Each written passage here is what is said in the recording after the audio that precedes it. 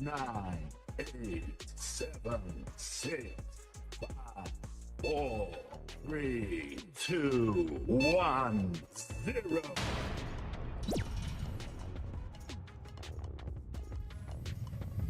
Hey guys, welcome to the stream. Hope you guys are well. Yes, today is Bring Your Tactics. A chance for you to pop in those tactics on the stream, man.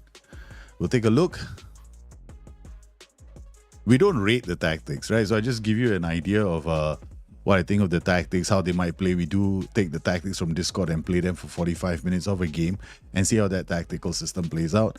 And then at halftime, either I don't make any more changes because most of the time nowadays these tactics are brilliant, and I just enjoy what the tactic brings to the game. Other times, yeah, you know, I might just give you an idea what's I might do differently with the system.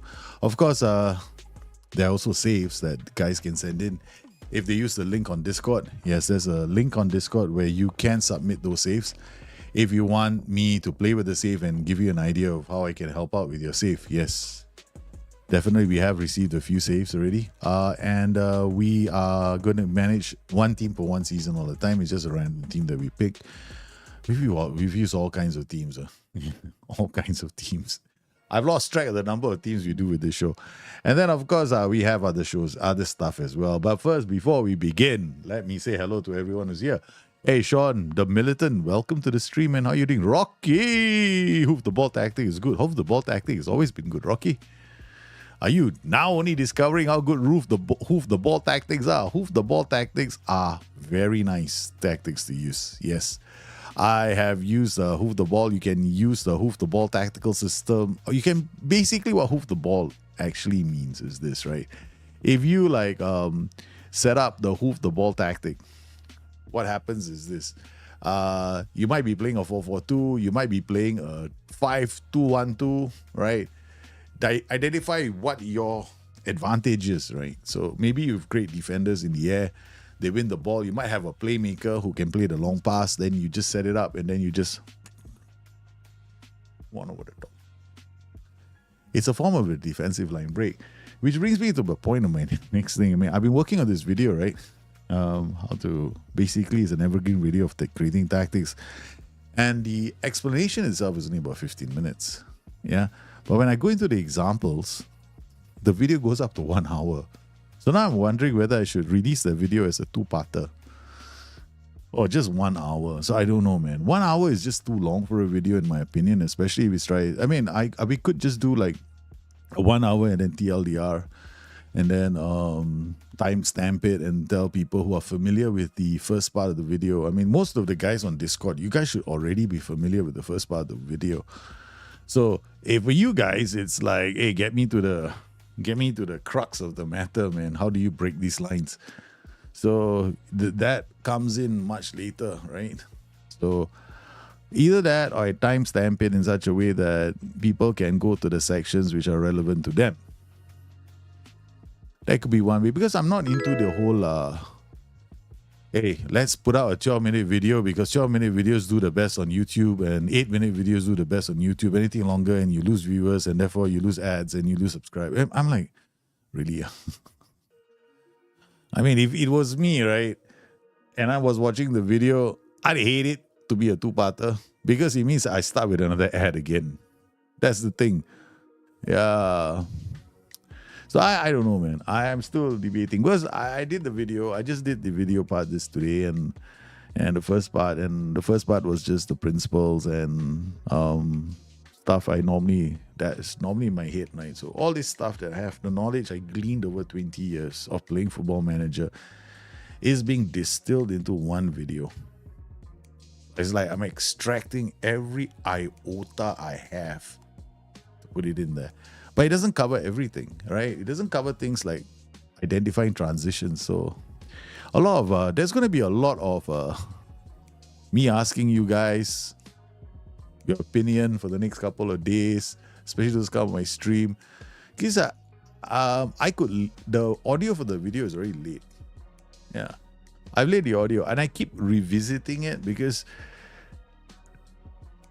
I want it to mix. I mean, it makes sense Definitely. It's just that people might go in and like, what about this formation? What about that formation? What about this formation? What about that formation? So I've done like a few formations. There are like 3 formations in a video with a short explanation for 6 formations. So I'm like going, wow, that's a lot, man. I haven't decided yet. I'm still debating inside and I don't know where to go next. So that's the reason why the OI's video went out first, because we streamed it, we saw it, and I took it and go, hey, dude, seriously, this can make for a short video. Just put it out while you work on the other video. Yeah, man. Happy New Year motivation stream. How are you, man? Welcome to the stream. Phil Shaw, how are you? Hey, long time. Hey, Phil, how are you doing, man? Hope you're well. Hope everybody's doing well, man. I hope your year is off to a good start. My bad year seems to be rolling into 2025 too, but all I can do is, stiff upper lip, stoically move on. Yeah. Yep. It's got nothing to do with content creation. Absolutely nothing to do with content creation, but it's affecting my mood for content creation. Yeah, definitely. Because, when you do these kind of videos and you're sitting in front of people, you got to be, no matter how bad you feel, no matter what kind of a week you've had, it's tough being a content creator. It's tough being a streamer. I'm telling you this right now. It's not easy, man. And then, yeah, I mean, it's okay for me because I'm retired. So this is like, hey, you know what? I'm just chilling, man, hanging out with my friends. Yeah, but if you're 30 years old and you're into this, and it's tough. It's gonna be tough, man. Unless you are all into the business side of it. Like there's some people I see that they're getting into the business side of it and doing really well. But it's not easy. So if my advice to anybody who thinks this is glamorous and good, no, don't come into it, man. Do it when you're all retired and you have money in the bank account. And you can go like, yeah, man, I want to do this for fun, chill. Yeah, then you'll enjoy it a lot more. Amata, how are you, man? Hey, I'm doing well. I mean, I just thought I'm just trying to teach my son how to ride a bicycle.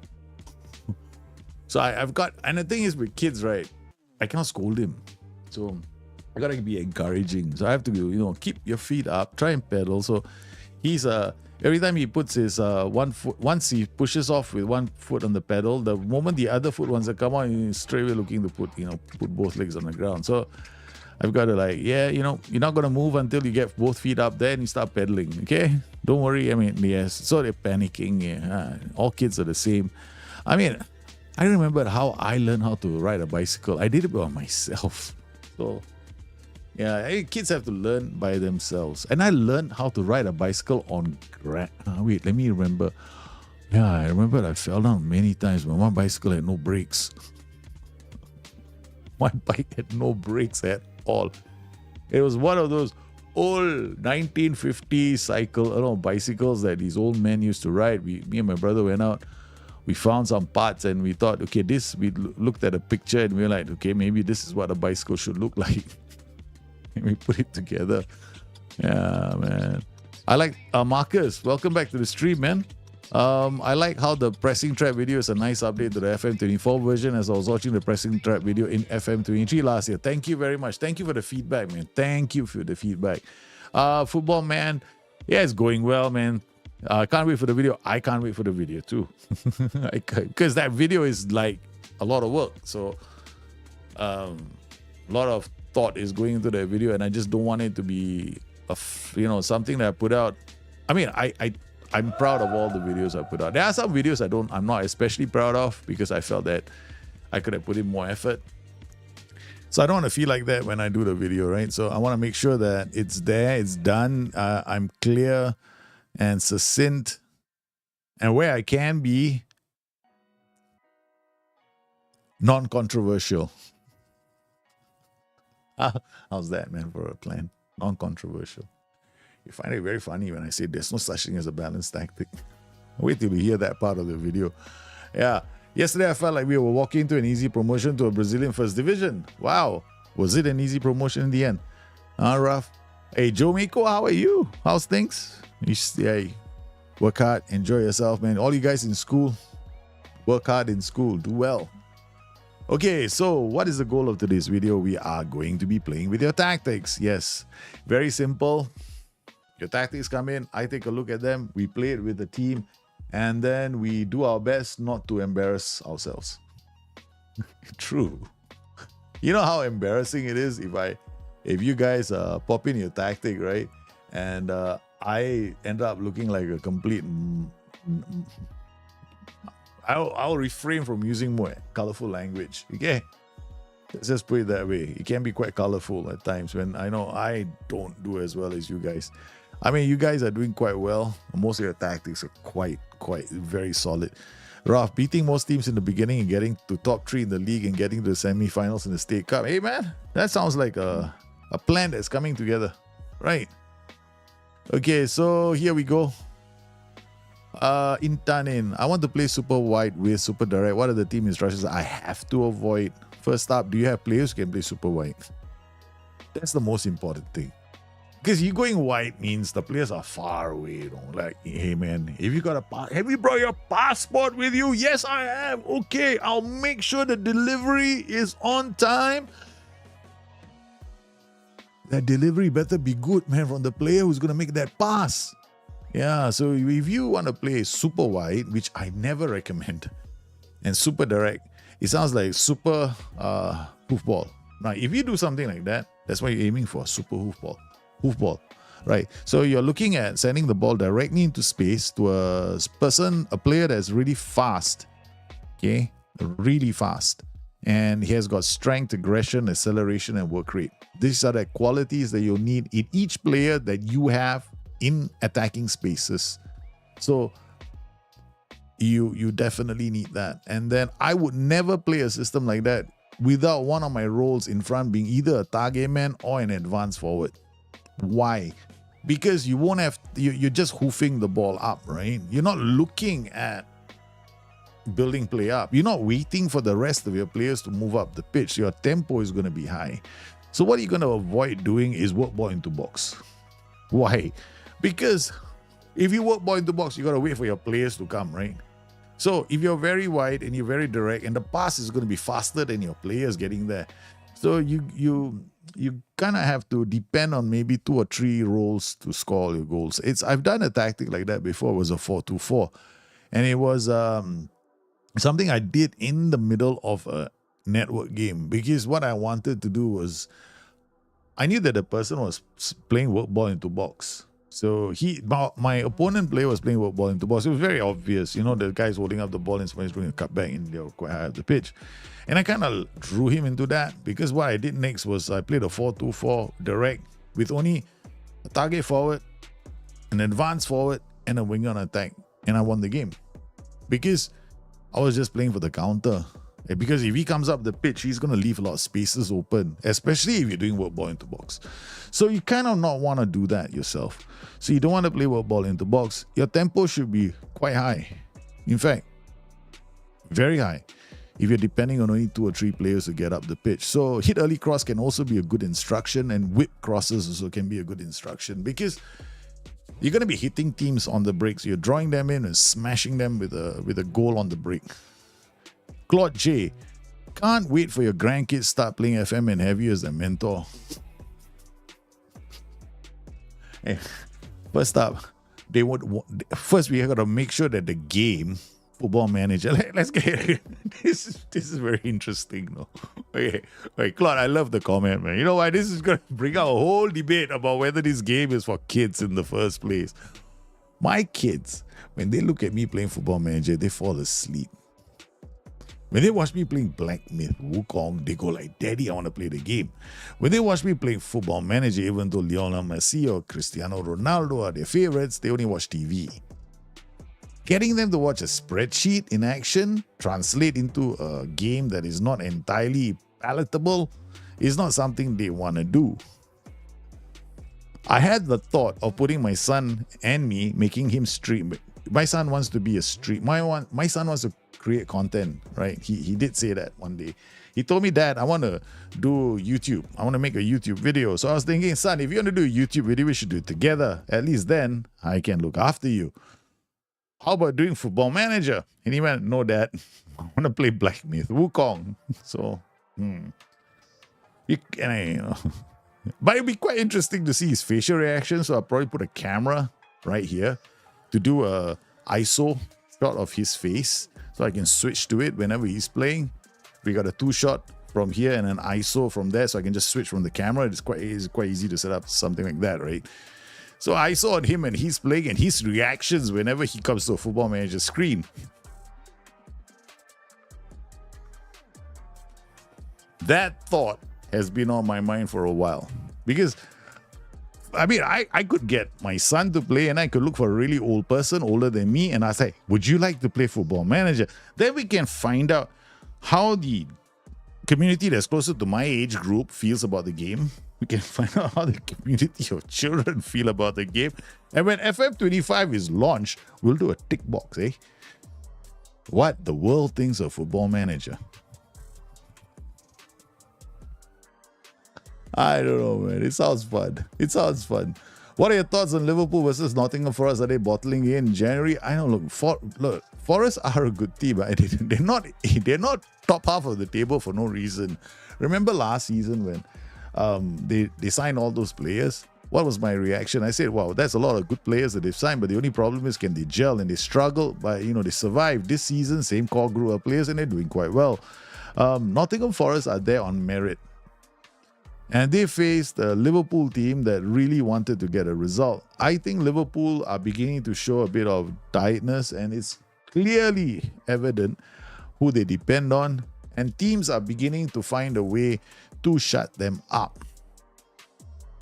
So Liverpool aren't bottling it in as much as teams are figuring them out. So I think that over time, Liverpool might have issues, and the only way they can spice things up is by rotating their players to bring on players who bring something different to the game.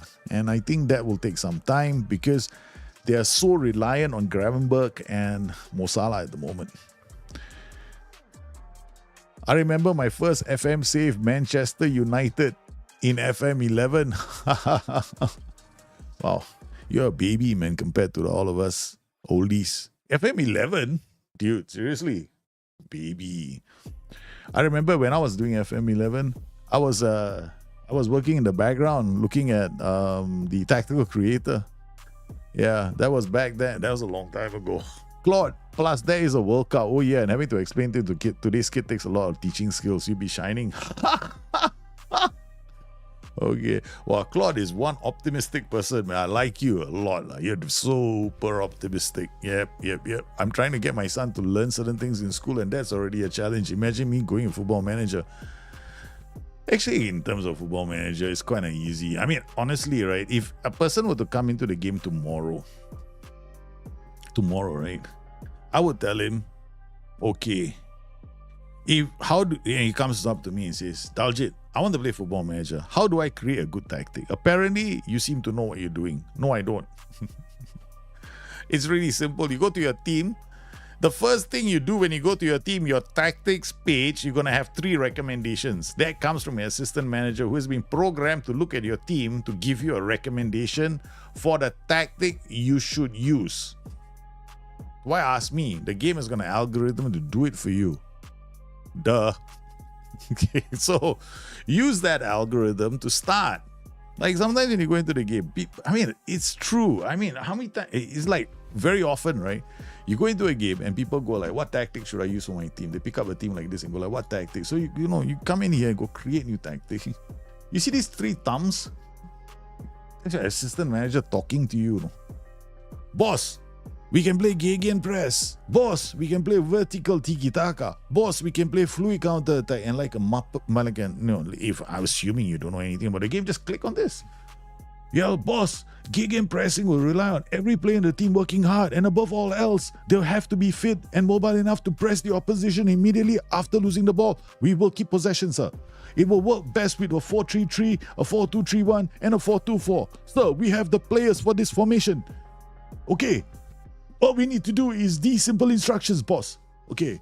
Now, sir, in our team, we have a very good 2 wingers. We should ULA 4-2-4 DMY. Hoskayu, yes, sir. Let's go. Sir, we can play 4-2-4. As the assistant manager, I recommend this formation because we have an inside forward winger, advanced forward, pressing forward. We got 2 players who can win the ball in midfield. We can use 2 wing backs, sir. There we go, sir. This is the recommended formation from me, sir, based on the players that you have. You believe in me. This is the game, no? When you come into the game for the first time, it's as easy as that. So, my recommendation to anybody who's starting the game for the first time and you're struggling with creating tactics, please don't pretend that you know how to create a tactic. Start simple. And then when you go into the game, understand what these instructions are meant to achieve. So when you're looking at these team instructions have already been simplified. So all you got to do is hover over any one of these team instructions, pass into space, it'll explain it to you. And then if you're not sure about anything else, just leave them be. Go and play the game, right? Now, even here, the basic instructions are good enough. And then what you end up doing is you end up learning slowly about things like line breaks, right? So example, what are the 3 ways in which we can break a defensive line down? One is a ball over the top. Simple, right? Second one is going to be what we call a through ball, right? So somebody might come in and then he might drop into this position here, the inside forward might drop in here and then play a pass in between. But not likely to happen here because we got inside forward attacking, got a winger on attack, got wing back on support, maybe, but I doubt it. So sometimes those line breaks, they come with 2 team instructions, the underlap and the overlap. One of these will help you with the line break. There's a slight difference between how that is achieved. With the overlap, more likely to work hand in hand with work ball into box and low crosses. With the line break, there's a through ball, more likely to happen with underlap, and then you have to have a role like an inside forward and support. And then like here, you might have an underlap here, so this person will hold up the ball looking for a run inside. So problem is you need runs inside for that to work. So that's the second type of line break. That's a more complicated line break. And then finally, you've got within that line break, we covered the through ball, which is a simple line break, and then you got the other one, which is a cutback, the third kind of line break. So whenever you're looking at tactics, you're looking at how to score goals. So that's going to be my next video. So I'm actually doing that in the next video. I'm explaining it, and I'm going to explain the few tactics that I created and how they create those kind of goal scoring chances. Yeah, so when you go into games like that, if you are struggling with tactics, I would strongly recommend, take a chill pill. You can definitely win trophies with a preset tactic. You don't even need to do anything. Yeah. You say you won't be controversial, but do you think it's actually good advice or just based on your assistant's preferences? No, it's not really just based on your assistant's preferences. Because if you look at this, right, okay, he recommended gegenpressing 4-2-3-1, 4-3-3, and 4-2-4, right? So we go to our squad. No, we go to our staff, right? So we go to our staff. Where's our staff? Look at our assistant manager. Where is he? Because it's the guy. All right, now we're going to come in here. We can't see his preferred form. Yeah, preferred form 4-2-3-1, 4-3-3. He's also got 4-2-4. Now, if I edit this, we'll find out more. Edit staff details. Is there a 4-2-4 here? No. It's a 4-2-3-1, 4-3-3, 5-2-3. His defensive formations are 5-2-3. So his formations are there, but it's not entirely based on his some of them definitely stuff that he knows, of course. Yeah, but also based on the plays that you have. So it's not like, sir, these are the formations we should be playing in because I only know these formations. Whether or not we have the players for them is irrelevant. No, that it doesn't work that way. Yeah. So whenever people say the assistant manager's recommendations for tactics is wrong, actually they are wrong. Yeah, they are completely wrong. So the algorithm in the game has already been designed to help the new player who's coming into the game not to be overwhelmed by the tactical creator, because the tactical creator itself will give you some recommended formations, and in most cases these recommended formations will probably get you a good result because they are. When was the last time you saw the tactical creator recommend Catanaccio? Or an outright defensive system. Okay, we can go to any team. We can start a team with. Wait, let me load a game. Let me just get out here. We go to Everton because we got Everton here. Right? Well, this is what we did, right? That did the stream. So let me go to the one that starts here. Okay, all right. We go to Everton, right? Now Everton are expected to be relegated. Okay, right. So let's go and ask the staff. We finish. And then we got the assistant manager here. 4-3-3 and 4-3-2-1 DM AM narrow. Okay. Now let's do this again. So create a tactic. Recommended vertical tiki-taka. Let's look at the fluid one. Low block. Choose formation. 4-3-3, 4-2-3-1, 5-3-2. Immediately, one recommendation is a defensive 5-3-2. Fair enough, considering the fact that they are an underdog, right? So that's a counter-attacking formation. Next one. Here. 4-4-2 diamond narrow. Was that one of the assistants' preferred formations? No. Again here is a high system. Right? So this is what they recommended. Of course, they have other recommendations for you to ponder as well. The 4-3-3 and the 4-2-3-1. Finally, we got the Gegenpress. Choose formation. 4-2-4. Which is actually the best formation for them anyway. The best formation for this team is either a 4-4-2 or a 4-2-4. Bang. Comes in. Confirm. You don't tell me that they cannot escape relegation without this formation. 100% they can. Because we did a 4-4-2 and they escaped relegation in 6th place. So when you're looking at all this, right, if you go into the game and it's your first time in the game and you're wondering, hey, you know what? Please help me choose a tactic for my team. Why are you asking me? Go ask your assistant manager. Because a lot of people seem to think that, okay, if I was a content creator, I'll tell you to, if I, honestly, right now, if I wanted more views for my videos, I'll call the whole game dumb. You should only depend on yourself. Yeah, because you have to come to me to watch my videos. And I'll tell you how to play the game. Dude, I'm not like that, okay? I can't be bothered if people can't watch my videos or watch my streams. You know, if you're here because you believe in me, and that's enough for me. I'm telling you that the assistant manager is a decent algorithm to start with. I'm saying to start with. I'm not going to guarantee that you're going to be supremely good at it, because there is one caveat. Now, when they created these presets, right, they weren't all perfect. Yeah, I know the SI is not going to go in there and create the perfect preset for you. No way they'll do that, because that makes the game too easy. All you got to do is load a preset, go play, win, rinse, repeat. Why? Where's the fun in that, right? So they give you 3. So now, instead of making it super easy for you, they've given you 3 options. Now, that's where the challenge begins then. Then you have to determine which of these 3 you are more comfortable with. Now, then when you come inside here, yeah, they give you a positive mentality. Okay, you know, it's 50-50. Yeah, slightly more risky, but the passing is still shorter.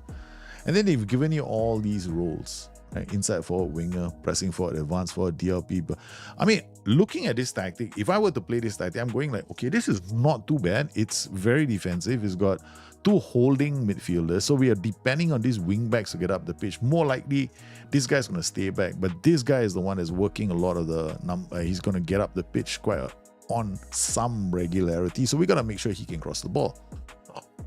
And they're stepping up. So they're trying to squeeze the space when the opposition come in.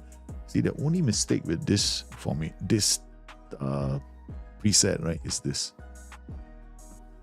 Most of these presets, right, there is something that you need to adjust slightly. Not one of these presets is perfect. They never made the presets perfect. So if it was me, I'll come inside here and I'll change this, right? I will change this and I'll make it a pure counter, right? So I got a high defensive line. Prevent, step up more could work. Yeah, I'll just add, all I can do is get stuck in, because I've got these 2 roles here, right? Get stuck in.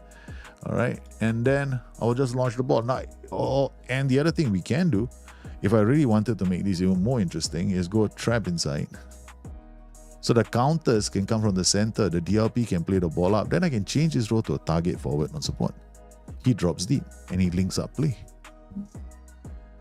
See, all these tactics have got something there for you to begin with. They're all a great starting point.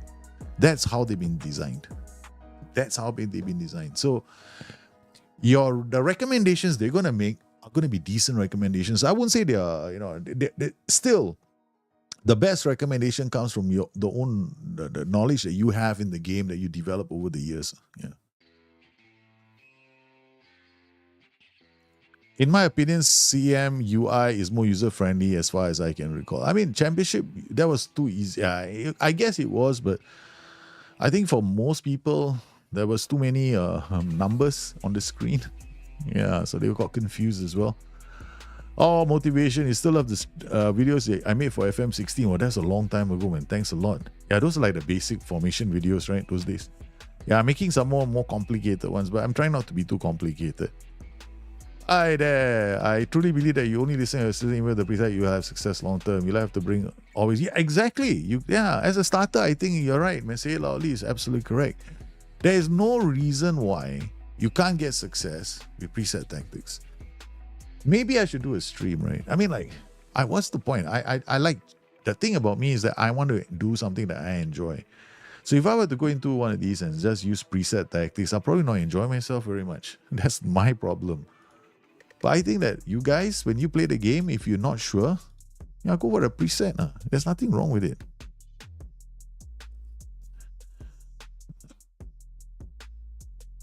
The reason why, I mean, like, network games are not the same. Network games, I will call it easy with a preset. The key in a network game isn't the preset. No? The key in a network game is how good are you at developing a short list of players. Therein lies the challenge. Okay, whoa. Okay, first up, let's look at this tactic. It's a 5-2-2-1. We've got this tactic that come in. It's got two holding midfielders. It's got two wingbacks bombing down the pitch. It's got APM. Okay, this is very attacking, but the danger is this.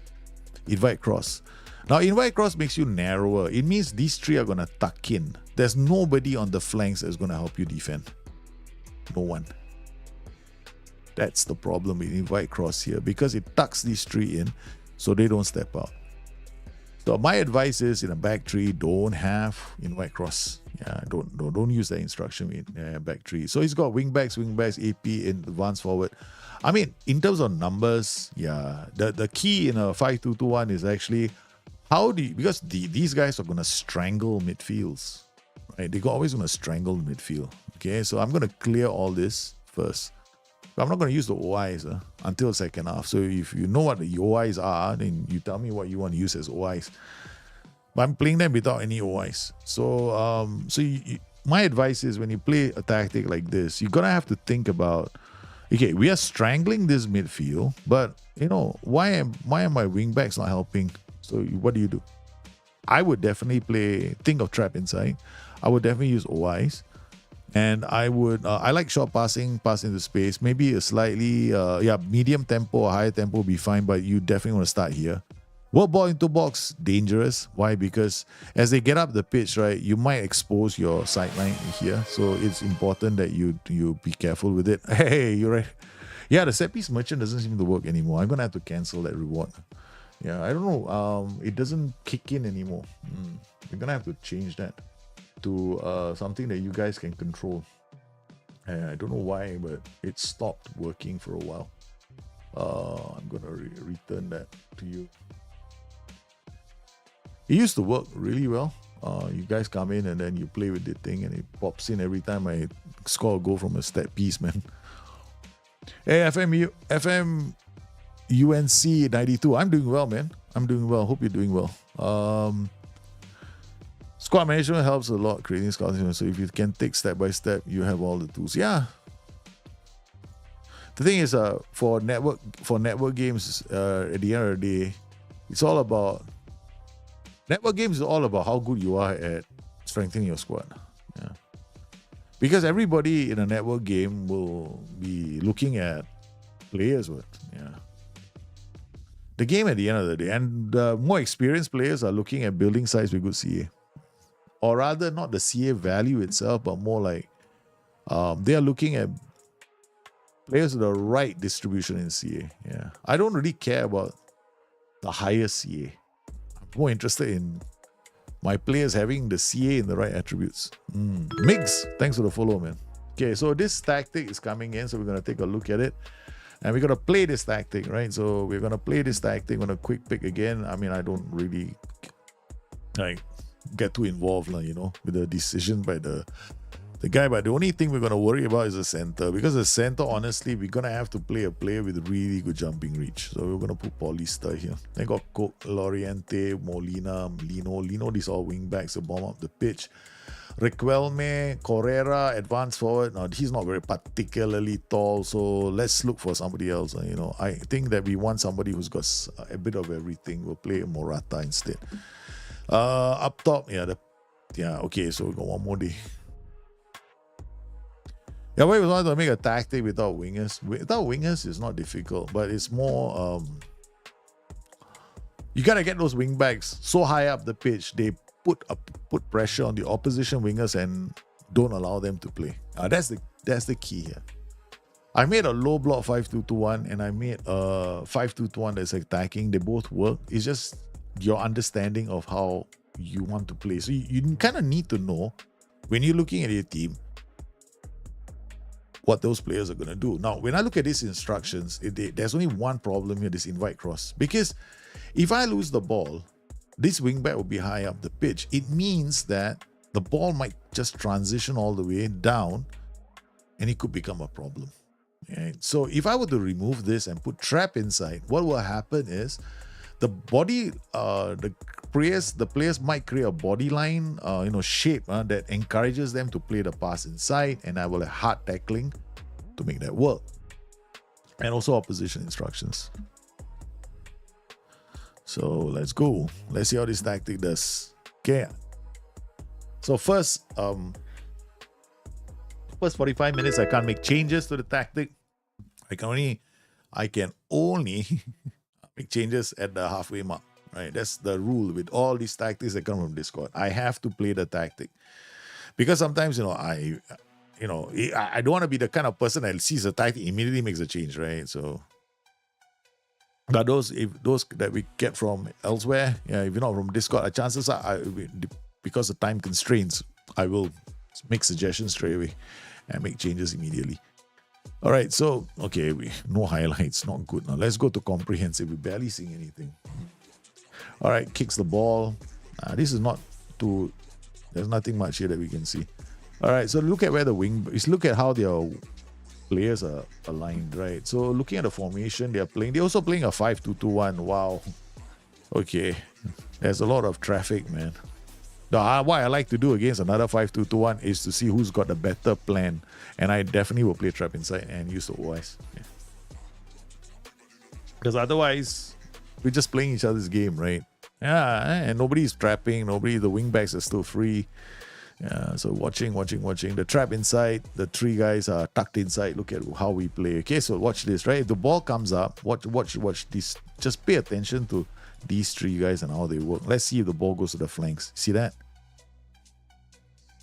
Okay, they're still there in that position, right? They're still in that position. He comes out, okay, because this ball is going that way, right? So he stepped up, but it goes back into that position again. It's very narrow. Then he comes out. You see these guys, all the way, right? They're going up the pitch. Right? Yay, hooray! We got some love on the flanks. So nothing is happening. So okay, that trap instruction, right? I did a video on the trap triggers in your defensive third. The trap does not trigger like here when you're attacking. Right? You just want the ball back. No, that's counter press. Okay, that's why I use opposition instructions. So a funnel play so that they end up in my trap here. So here the trap won't work. There's no trap actually. So ball goes out. No. As I said, right? See, these guys they stay tucked inside. So it's not bad in a sense that your players are not going to give up space. Oh yeah, if you're playing a narrow system like this, you gotta have really, really good wingbacks. If you want to play a system with it's got flying wingback, that's why they call them flying wingbacks, right? In those days, the 4-1-3-2, the 5-2-3, we used to call them flying wingbacks. I mean, when we were playing as well, if you go, you'd have to be really good. You have to be fast, and sometimes your defenders will look for you early with a long pass behind the line because it's that high up the pitch. So yeah, you definitely have to be fast. And you're really good with the ball, man. So I have a fond memory. My first contact with FM called Championship Manager. Only commentaries, playing hot seat mode with my buddy, and we were debating what we thought happened based on the cryptic GUI. Yeah, exactly right. Those are the days. Because we don't really know. It's one of my fondest memories of Championship Manager, because Championship Manager, and there's a reason why this game is such a legendary game for people like us, our generation, because we grew up imagining what these dots were doing. So for us, when we transitioned right from football Championship Manager to Football Manager, the 2D screen was nothing. In fact, until today, it's still nothing for me, because I'm still exercising my imagination when it comes to these dots on the screen. So like if I see the dot fail to close down a player, in my head I'm thinking, oh no, this guy slipped. Something like that. No? So it's all about the imagination. And it's one of the reasons why this is one of the more, even though if you go to Twitch, right, you look at the followers of, because I was doing that today, I went to Twitch to see, okay, wow, how many followers does Football Manager actually have on Twitch in terms of people that follow the streams? I think it was about 50,000. Like World of Warcraft is like, I think Counter-Strike is like 20 million. So you can imagine, right, how core the community is. What kind of a core community you have here? 50,000. Wow, that's not a lot of people. Because I was like because I play Black Myth Wukong. I like playing games, other games too, because honestly, if the only game I play in the world is Football Manager, I swear to God, I'll be a grumpy old man. I really would be a grumpy old man, because I'm retired. I want to spend time with my kids. So if my kids want to play another game, I want to play with them. Yeah, I don't want to grow up like, hey son, I want to play Football Manager. And oh my God, daddy doesn't want to play another game. Man, the only memory they will have for me is sitting down, staring at pixels, shouting at them. Okay, I don't want that to happen. I'd rather like, hey dude, I just kicked your ass. Oh, that's different. Okay, 41 minutes, as you can see, I mean, we played the game. It's like rock solid. I mean, a 5-2-2-1 tactical advantage is defending, right? It's got a box defense. You can stifle midfields and put midfields out of whack, man. And then defensively, it all depends on whether you've got the right kind of players at the back to deal with crosses. Now, so far, the game, it's been, their wing-backs have been having quite a time down our flanks. So next second half, we're going to have to try something different. Druism! Happy New Year! I'm doing well! Did you come here? To those guys on YouTube, did you guys come in here because of the post that I made just now on YouTube? Because I'm interested to know whether that was the trigger for you guys. Yeah. Because I haven't posted for a while. Yeah, I used to last time, but I posted for the first time. But thank you. I hope you're having a fantastic new year too. You still have CMO 102. Can you play CMO 102? I mean, we conceded a goal. Now I'm going to have to perform a minor miracle, man. Do you think wingbacks of this tactic should mainly do build up? No, I think wingbacks of this tactic should mainly do flank attacks, man. They should be up there attacking. Yeah, they should be giving you, they are the only source of width. But yes, build up to some extent. But more importantly, you need to create a situation where the AI, your strength in this formation is actually defensive. So you are depending on winning the ball based on the distribution of players that you have. So we have 7 in defense, man. So, so it's a defensive formation. So you want to try and see, these are defensive roles, right? So these guys have to, do something with the ball. Otherwise, what's the point? Right? So I'm going to take this out. I'm going to trap inside. Then we're going to come to the opposition instructions and we're going to show this guy inside and we're going to show the other guy inside. And then we are going to hard tackle these two guys. All right, so that's the goal. Okay. Now, these guys will get hard tackled too, but I'm going to come inside here and apply the rest of the instructions. The rest of the team gets affected. We're going to mix the passing up. I'm not going to be too narrow. We're going to be using... I'm not going to look for inside passes. We're going to be doing this, and I'm going to work ball into box. We're going to run at the defense. Okay, I'm going to try to run it. No, let's not make too many changes. I'll add that. Probably I'm going to regret this later. Regret not having it there. APS, move to channels, tackle hard. No mark specific position. No mark specific position. Take these all out, man. Move into channels for AM, not needed. Well, I'll just turn this guy into a shadow striker. Okay. Attack. And then we will get him to mark title, tackle ladder, close down more. Okay. Alright. This guy, okay, close down more, tackle ladder, and we get him to roam. Okay. Alright. This AF is running away. Close down more, tackle ladder is fine. Hey, Druism, yes, I watch you on Twitch, but I just saw the post on YouTube. So, okay, that's cool. I think that means that it's working. Okay. Means that was the reason why it worked. Okay, so I'm going to remove this. I'm going to remove this. I'm going to remove this. And I'm going to remove these mark-specific positions because I don't think they are helpful. You don't defend by doing that. Okay, so we got all these tactics all set up. So we got an OI set up. This is your tactic, right? So we're going to make a change. We're going to trap inside and hopefully you can get a result. Which what I'm trying to do is I'm trying to funnel their play back into the center so that we can win the ball. Okay, yeah. You're watching both Twitch and YouTube. Oh, thank you very much, man. So now they come. Now we're funneling the play and then, yep.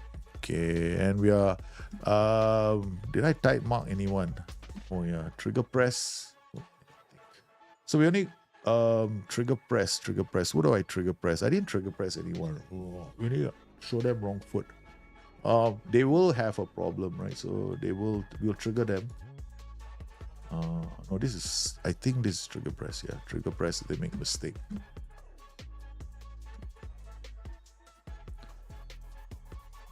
Okay, now the ratings of our fullbacks went up. Our fullbacks numbers just went up. Yeah. With those changes alone. I'm here because of the post you made. I'm more of a YouTube guy. All right, man, Saud Al Rashid. Thank you very much. Also, that post is working. So I have to make more of those kind of posts so that you guys know I'm streaming. Otherwise, you guys don't know, right? Yeah, that's why I surmised just now. Anyway, the YouTube streams have got it's been 4K, right? It's very sharp. Every little dot on my face is gonna light up. So what has happened? Notice one thing that's happened in the game. I mean, one could argue that the AI has gone more defensive, but I would argue that we are putting more pressure now. They can't build up patterns of play. Our wingbacks numbers just went up. So our wingbacks are now sitting on 7. So our wingbacks are now getting more play and we're moving the ball up the pitch. And I think that this is central to how we're going to be playing now because our wingbacks are now in the area. And oh my goodness, Griezmann, how could he miss that? See, we are getting into the area now. Now watch what they have. If there's a trap, it's going to happen here. So far, we're using angles to shunt play up. Again, we missed the chance. So we're using angles to force them inside and then failing which the trap will trigger. Yeah. So I'm doubling up on my strategy. So I'm basically forcing the AI to play exactly how I want them to play. But in order for this to work, we got to be able to do something. Yeah, the wingbacks are extremely important in this tactic. The moment you see the wingbacks get tired, that's it. You're going to make a change. So we got Lino now. Who else do we have? We got Thomas Lima. I don't know if he's fast enough, man, but he better be because I got no other choice. Then we got Espelequeta is useless. He's not fast enough. But we're going to use Correa as a wingback as well. So I'm going to use 2 fast players as a wingback. I'm going to play him, the Pay. Okay, Saul in Koke's position. Okay, let's go. I knew how to make OI traps for videos, but I can't wait for the video it's still making. Yeah, I know that video is a massive undertaking. Only problem with that video right now is sitting at 1 hour plus. Yeah. So I'm having these internal debates right now. It's too long. But it's got all these tactics inside there. That's the only problem right now. So I'm having to convince myself. So whenever I have to convince myself, that's when I don't release a video. Yeah. I need to be absolutely 100% sure that video should go out. I mean, if it's like a live stream, you guys will eat it up, I guess, because it's just a lot. Because we did something close to it on the weekend, right? So I was live streaming for 3 hours with tactics, and you guys saw what I was doing. So I'm basically putting all that, the logic behind how I created the tactics for the simulation and why those tactics worked every time. Because it should be able to work for you guys as well then. Okay, not bad. Why? Okay, come on. There, boom. Okay. All right, so far so good. We got hard tackling on the two DMs just to make sure that when they get the ball, they don't escape. Because the OIs are gonna encourage our players to. The OIs are gonna encourage them to pass the ball to them, right? Okay, now I'm gonna try something that's really, really, really dangerous. Okay, no prevent. I just realized you had this on. I'm not even prevent short goalkeeper distribution district, guys. Yeah, it's no point. Yeah. Okay, pass into space. We're gonna remove that. We're gonna increase the tempo, dribble less, or rather run at defense. Okay, no work ball into box because it's I tell you what we'll do. We'll just work ball into box. I think we're getting to the byline quite regularly. We can get low crosses in as well, and we can play for set pieces because we're gonna allow crossing. Your strikers are always underperforming. The reason why your strikers are underperforming in a 3-4-2-1 is always going to be because you have not leveraged the line breaks. You gotta take advantage of breaking the lines in like there are methods in doing it. Like for now, I'm upping the ante with work ball into boxer and low crosses. But it's very risky in a back five because if you lose the ball, then you're exposing the three central defenders who are already not sitting in the half channels, and you might get right into some trouble. So I only do that when I'm very certain my team can handle it. Sol, Polystar. What happened? Ugini is in pain. Yeah. Okay, we're gonna put a poacher with a shadow striker. Okay, not advanced forward. Advanced forward, focal point of attacks, right? So the attacks can be quite rushed. Murata is like running out of energy already. So we don't need to get behind the line. The opposition is definitely going to be very defensive. But a shadow striker and a poacher, they can actually work really well together. And that could release the shadow striker into the space to go in and score. So we've got Lons. Ever since we changed our formation, we are dominating. They haven't been able to muster anything in terms of an attack. Okay, that was our players getting all the way for a line break. But not working. I would definitely remove the trap inside in your instruction. I would definitely remove the invite cross. Yeah, definitely the wrong thing for a back five. Yeah. Because it was a reason why we conceded the goal. Their wing backs are just having too much of a run into our area. So what I'm going to do now is underlap even higher. So these guys, my wing backs are going to be even higher now. And now they're going to hold up the ball looking for inside runs. So we've got about a few more minutes left. Last player, okay, we got a free kick. Keeper gets the ball.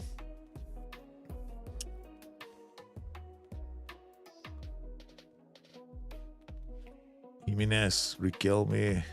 Oh.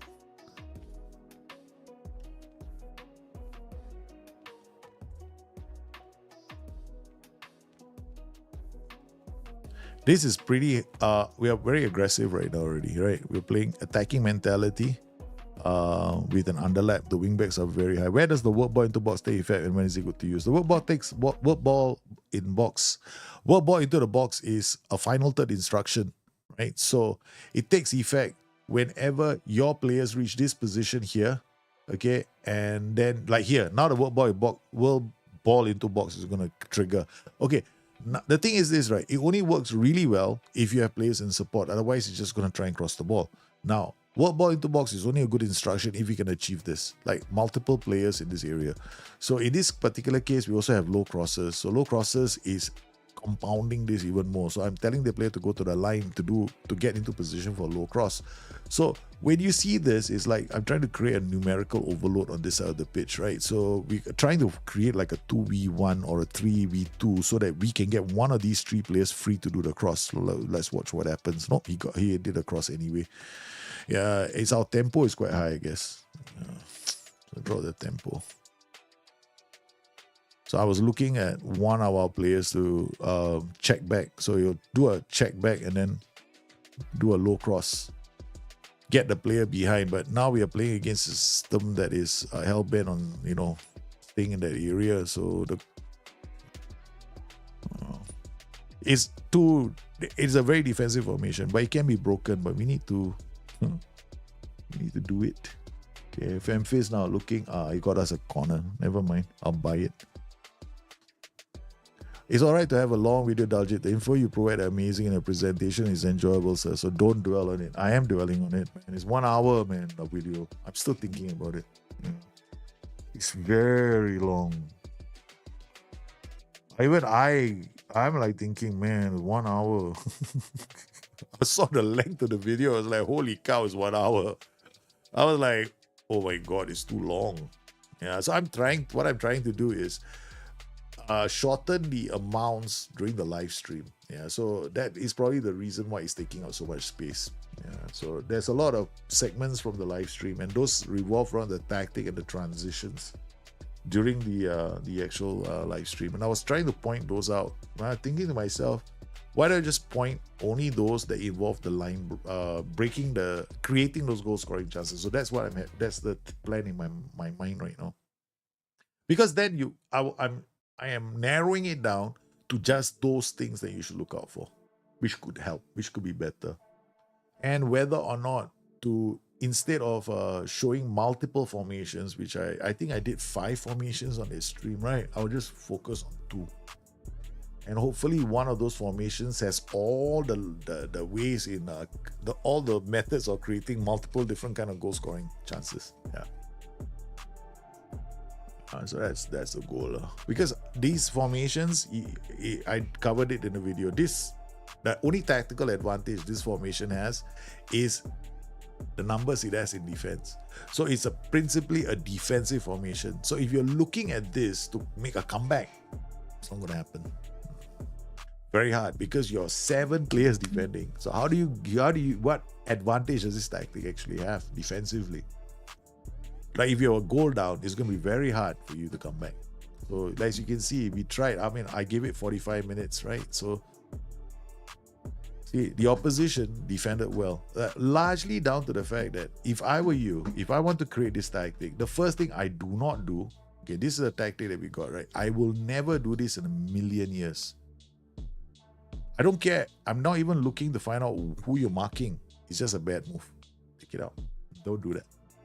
So because of the positional play feature on Football Manager, don't do that. Yeah, don't do that anymore. So tackle either is fine, close up more is high. Move into channels. Why do you want him to move into channels? Why don't you just play him as a shadow striker? Right now, this combination only works really well, okay, if you're playing a mid block, because he's gonna run off. Priority is to score goals, and AF is a focal point of attack. So if you don't want that, the better role will be pressing for an attack or poacher. Right? This way, the AP can float by roaming from position, so he can drift left and right. Now remember, nobody else is coming. So if he comes up, he'll move a bit more into the center. So this makes more sense. So he might go to the left too. Then we leave this group of players together, right? So you're essentially having 2 fellas on attack. Okay, so we do that. Now over here again, you have a mark. Remove that. Remove this. Remove this. Remove this. Remove this. Remove this. Okay.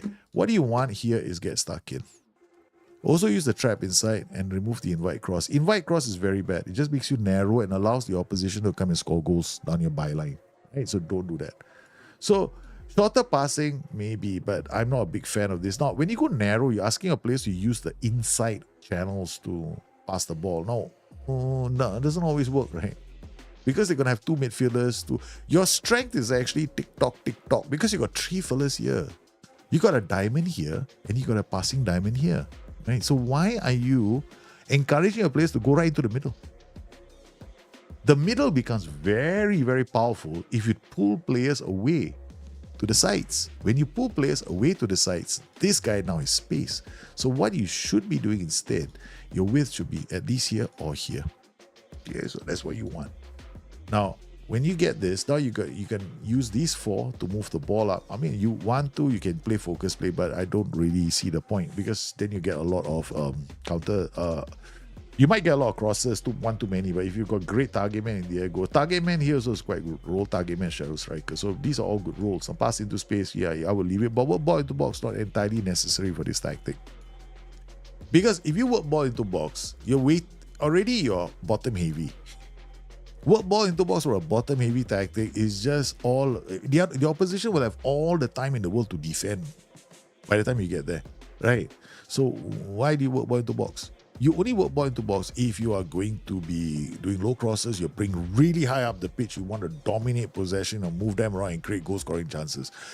That will mean that you are not playing a lot of instructions here. Maybe no pass into space. You can work ball into box, low crosses, dribble less, be more expressive. So now what you have is a tactic that is going to be all the way. These guys are all the way up the pitch now. And then you're doing a trap inside. So that, and you're removing prevent shot goalkeeper distribution, right? So boom, this is how I play the tactic. A lot more aggressively. Now, if you're a bit nervous, drop this, but I would definitely go. If I want to play work ball into box, I'll have this underlap and the low cross. And then what I expect to see is this guy getting to the byline very often. It means that these defenders better be aware, better be good, right? So because they are going to be the ones that will defend. Invite cross is not your friend here because you don't want them to tuck inside all the time. Yeah, you want them to be able to come to the flanks, see the wing back, their wing back, a winger getting away, they go in for the ball. When to prevent short goalkeeper distribution is if you have if you are top heavy. So basically you play when prevent short goalkeeper distribution with a top heavy system like a 4-2-3-1 or 4-2-4. Those are very good systems for prevent short goalkeeper distribution. Even the 4-3-3, because in the 4-3-3 you've got 3 guys already committed, right, in the attack. It will only take away one central midfielder. But here he's going to take these 3 and pick one of these 4. So you can't afford any of these 4 to move out of position. So what you do is you keep these guys in the spaces that they have so that they are always going to the flanks. So they go to the flank, then they run out of passing options because what you're doing is you're using opposition instructions like this to force them wide, right? So you come inside here, and you do this to all the wing backs. So now when they receive the ball, when the opposition start to build out, right? What happens? The moment their goalkeeper puts the ball out, the wing back already told to play the ball inside. Then you're setting hard tackling to the opposition midfielders. So all these guys get hard tackled. Like that. Don't do it from this page. Do it from this page. Okay, so choose. Like I would choose like this. If I was playing this kind of tactics, I would go like, okay, the center is all hard tackled. This guy is hard tackled. Who else is hard tackled? Or MCL. MC start tackle. So I'm hard tackling this entire group. And then all the wing backs in the game. This is left, this will be right. Yeah, that's it. What about wingers? No, don't do it to wingers because wingers are going to be on your inside forward. They're going to be giving you a problem if you do this because they will drive at your inside central defenders and pull them out of position. So essentially, this is how you do it. So with this tactic. This is once we changed the tactic, we were a lot more solid, but difficult for us to get a result after that. Because I was playing against another formation that was defensive, so okay, not too bad. I mean, still, it's a decent tactic, but I always play back fives differently. When to use Spellbinder? Let me think. Spellbinder means that we cannot use any PIs we cannot use any TIs in the game. Kimpi, welcome back to the stream, man. Where were you? Yesterday. Yeah. When do you Spellbinder? Comes in straight away. When do you Spellbinder? Alright, Rondo. We gotta choose one. Eeny, meeny, miny, mo, catch the tiger by the toe. Okay, we choose a 4-4-2. Alright, 4-4-2. Okay, we go next. Okay, also we're gonna... your tactics, guys. I forgot to give you guys a link. There you go. So you can upload your tactic using that link. Of course, I'm going to go through the guys on Discord first. Check their tactics. Let's not retire. Please, let's not get fired either. All right. Well, we got how many tactics here, man? Discord. We got Wolves Hunt 4-3-1-2, and then we got 5-3-3-1. We got these 3 tactics. Only these 3. All right. Rondo, I'll take 1. Yeah. Maybe I'll play one on the stream. Okay, later. Tomorrow's stream, I'll play the other tactic. How's that for a plan? Yeah. Okay, so we got a winger pressing forward. I like this, man. I love this tactic. This is simple. Libero, love this tactic. Winger, this is annoying, this tactic. You know why? It's got to stagger up the pitch, right? So you can definitely pass the ball up the pitch. All right. Hey, Big Wigs. Question, if you sign a high rep, high CA player on loan, does that reflect to other players as strengthening your side or is it only permanent signs?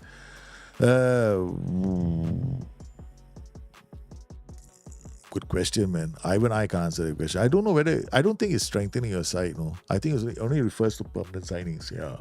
I would say it's permanent signings, but yeah, I would think it's permanent signings. Because a player that's on loan can be recalled anytime, right? So I don't think there's a algorithm in the game that tells a player, hey, you know what, there's no recall signature with this guy. Yeah, so I think it will only refer to permanent signings. Okay, so we got all these players. We got Lorente, we got Winger on the right. I think okay,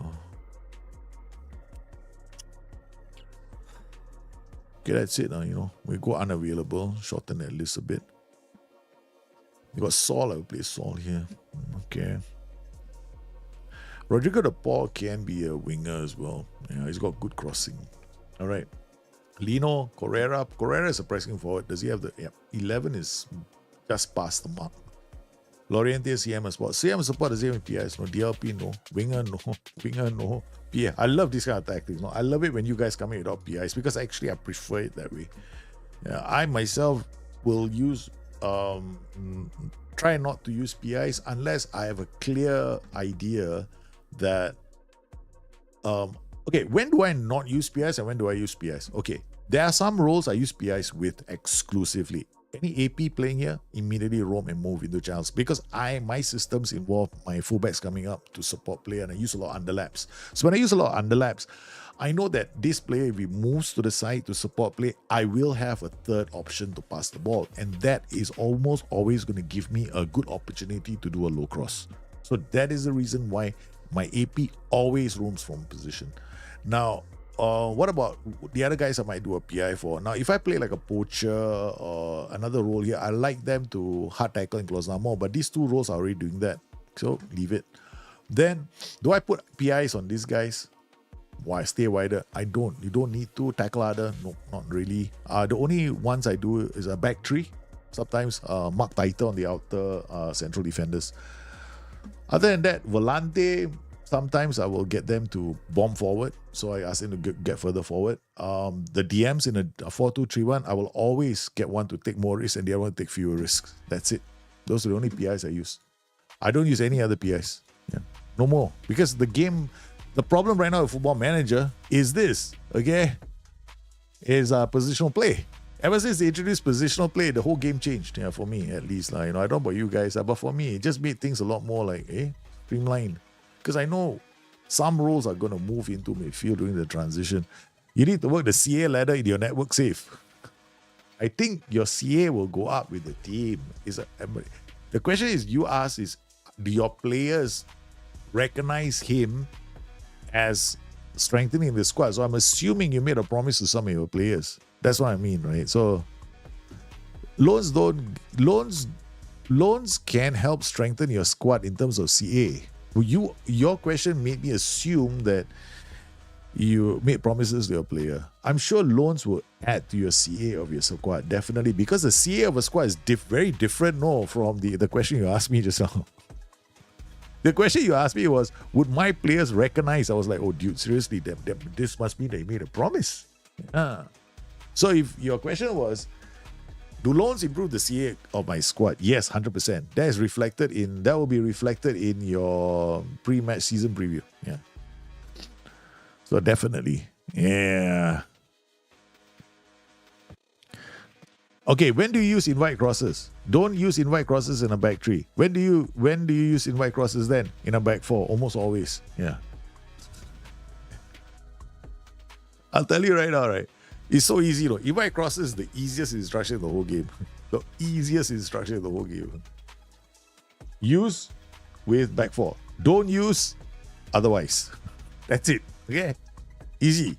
It should be a default instruction for all back four systems. If you want the wingers to come back and help you defend. If you don't care about the wingers coming back to defend, then don't invite cross. If you're that sure that you have God's gift to attacking beauty. Yeah. So that's how I play the game. I keep things very simple. I don't believe in overcomplicating this game any more than I need to. Already so complicated. Yeah, there's too many hard-coded. There are a lot of hard-coded PIs in the game. Hard-coded PIs with the roles, and the roles themselves are hard-coded to behave in a specific way. So yeah. Go figure. Explaining that to people, holy cow, that's going to take a long time, man. I'm never going to do that. And then on top of that, I got to prove it to them. I thought, shoot, I'm done. I'm not proving anything to you guys, man. All I know is I know this shit because I worked on the tactical creator. So thank you very much. But I don't have to prove it anymore. So I'm done. Because there are going to be generations of even SI employees who don't know what I did.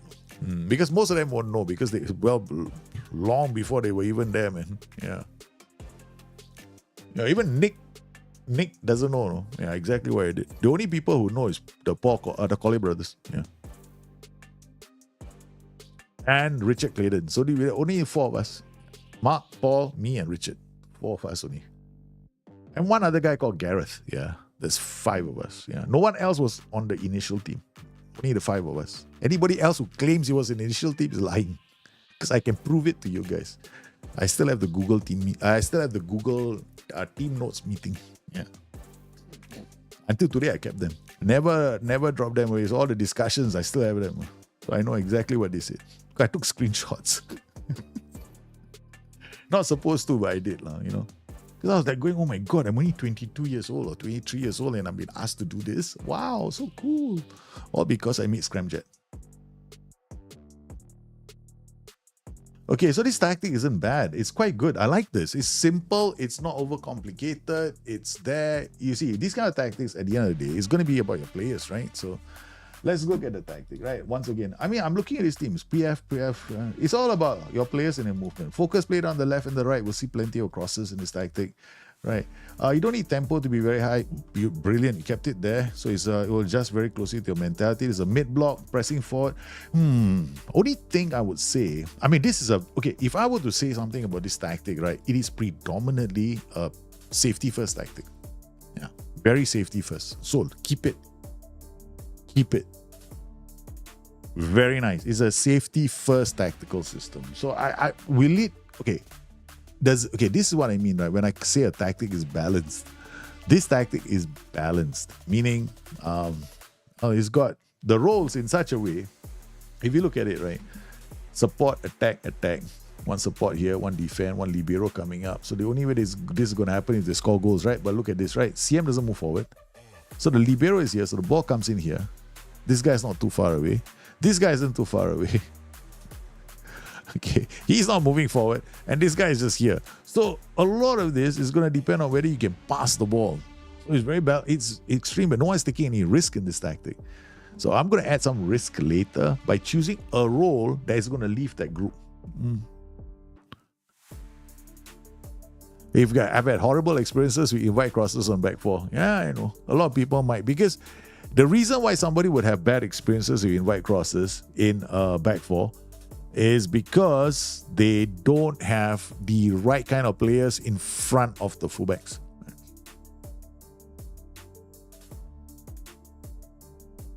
I am all about the invite cross. Yep.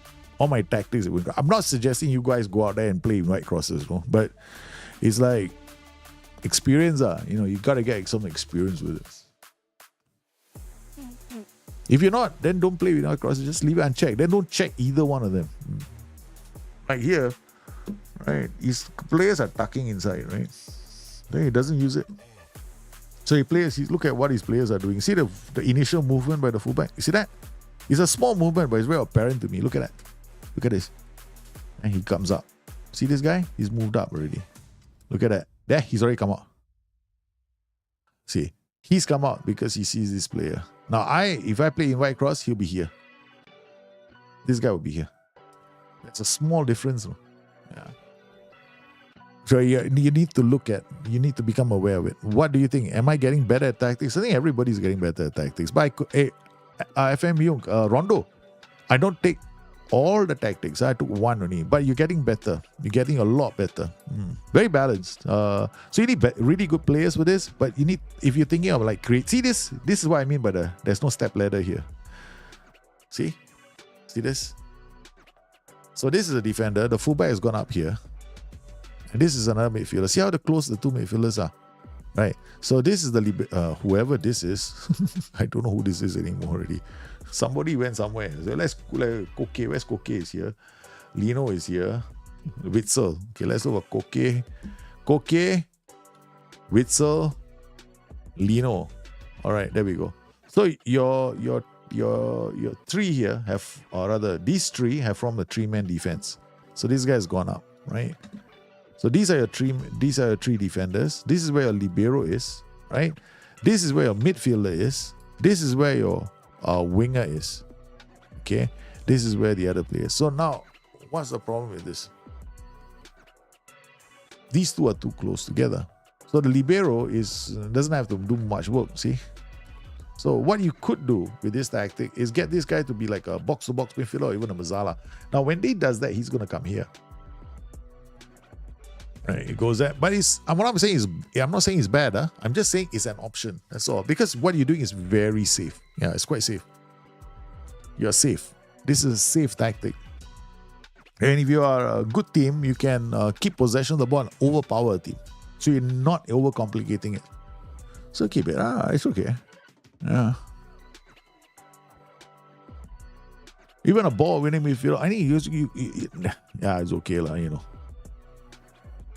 Yeah, it's up the pitch and boom, there you go. Get it behind the. Look at that. You are working opportunities. You're not overcommitting this team.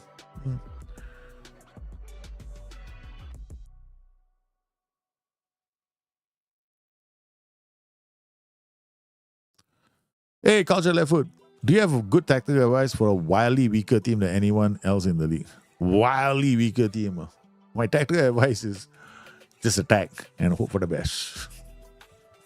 Don't play defensive football at all.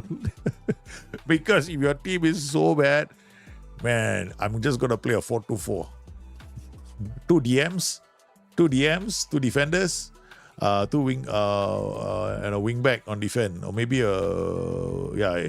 inverted fullback on defense. Then I have this core group of backline, which is a 6, and then just hoof the ball up, man. Good old fashioned England. Yeah, good old fashioned England. Back in the days. Hey, just put it there. Like how remember there was this Norwegian team that used to do that as well. I think Norway or Denmark, one of them did it as well. And then wildly weaker teams do this all the time. They keep all the players back. Maybe only have 2 fellas in attack. Yeah. Look at Wales at the last World Cup. Literally the whole team is defending except for Gareth Bale and 1 striker. That's it. So I was laughing, but that's how I do it. Teams do that in real life too. Yeah. So a formation does not strengthen. You can't make a bad side play good football, but you can make a bad side win football matches by playing bad football.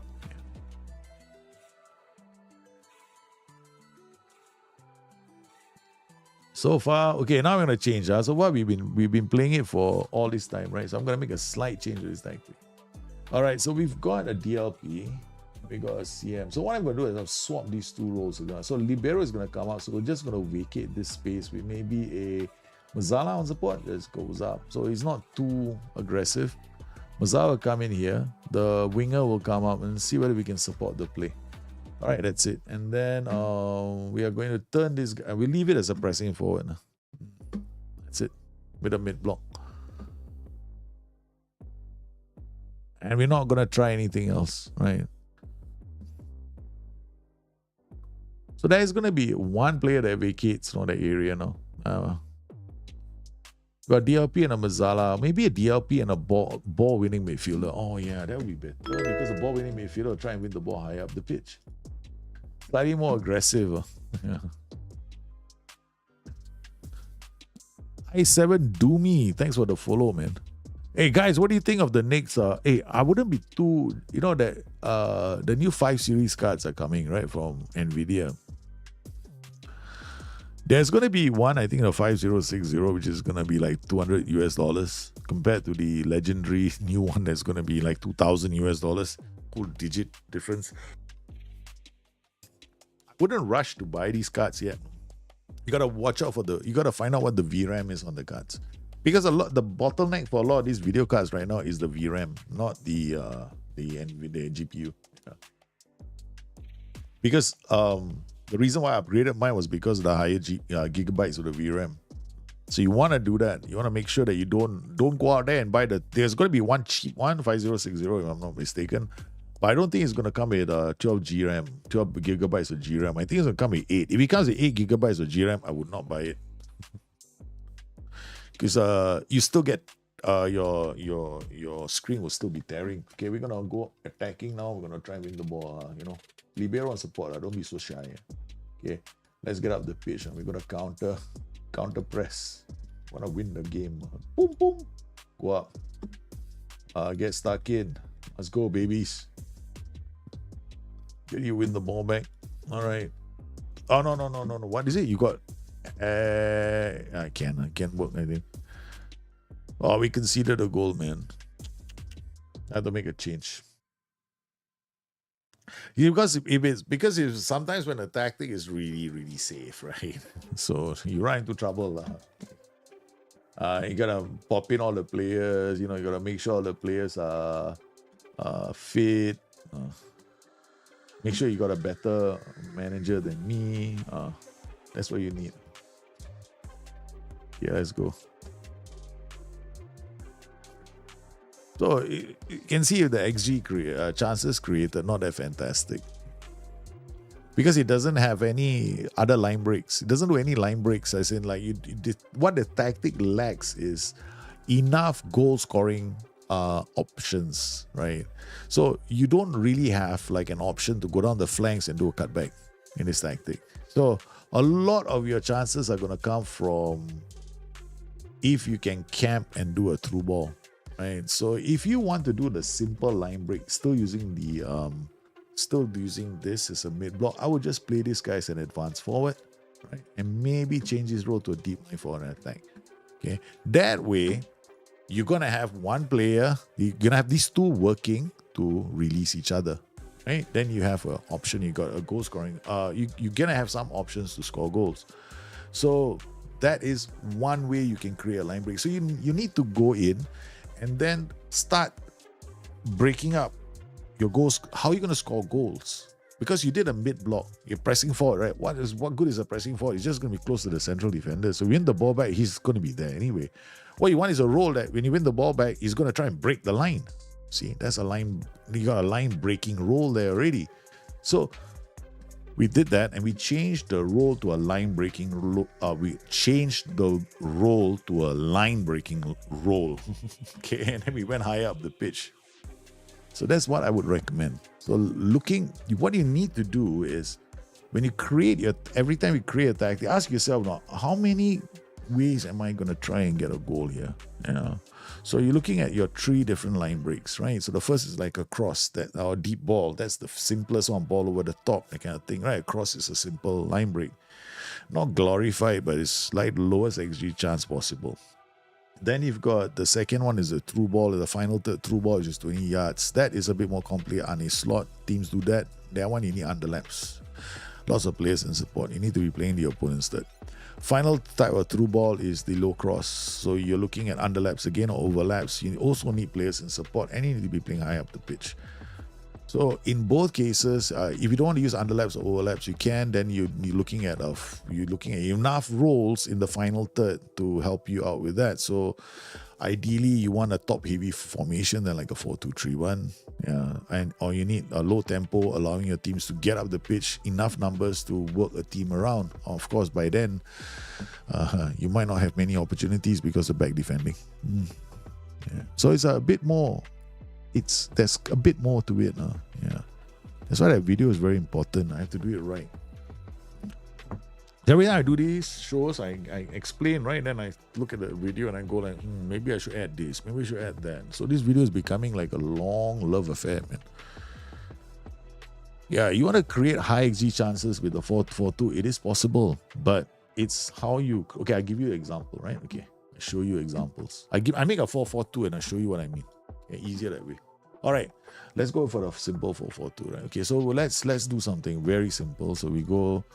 How many? Okay, now I want you to see this, right? Target forward or poacher. Wing on attack, DLP, let's do ball winning midfielder. Simple 4-4-2. Okay, we do this as a fullback on attack. We do this as a fullback on support. And we do this as a central defender. Okay. When you look at this tactic, do you see opportunities for goal? First clear one we have is this combination. We have a winger who's dropping cross. That's one to go right. Simple enough.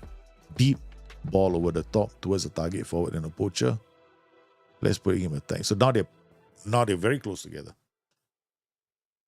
So we got another one, right? So we got the first kind of a defensive line break, right? The first defensive line break is just a ball over the defense. The second type is going to be the true ball. So how do I get a true ball into the final third? So it's going to come from these positions, right? So how does that happen? It doesn't happen with mid block. It will only happen with this. If I'm camping, right? So if I'm in the opposition third. Or if you can be a good team too, and then play a mid block. Keep the possession and then work your way up the pitch and do that. So then I will have like things I need this role to get behind the defense. So you need somebody to get behind the defense from positions where that's the more complicated line breaks, right? So to do that, we can do a natural one, which is this guy going around him, right? So we can leave it here. So how do I get this guy behind then? That's it. I got him behind.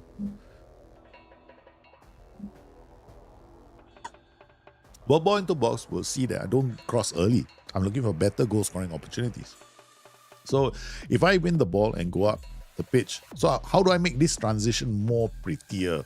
Maybe I get him to drop to support. Now I get a lot of players dropping. So there's a lot of players dropping, but way too many now. So I just leave a target ball attack.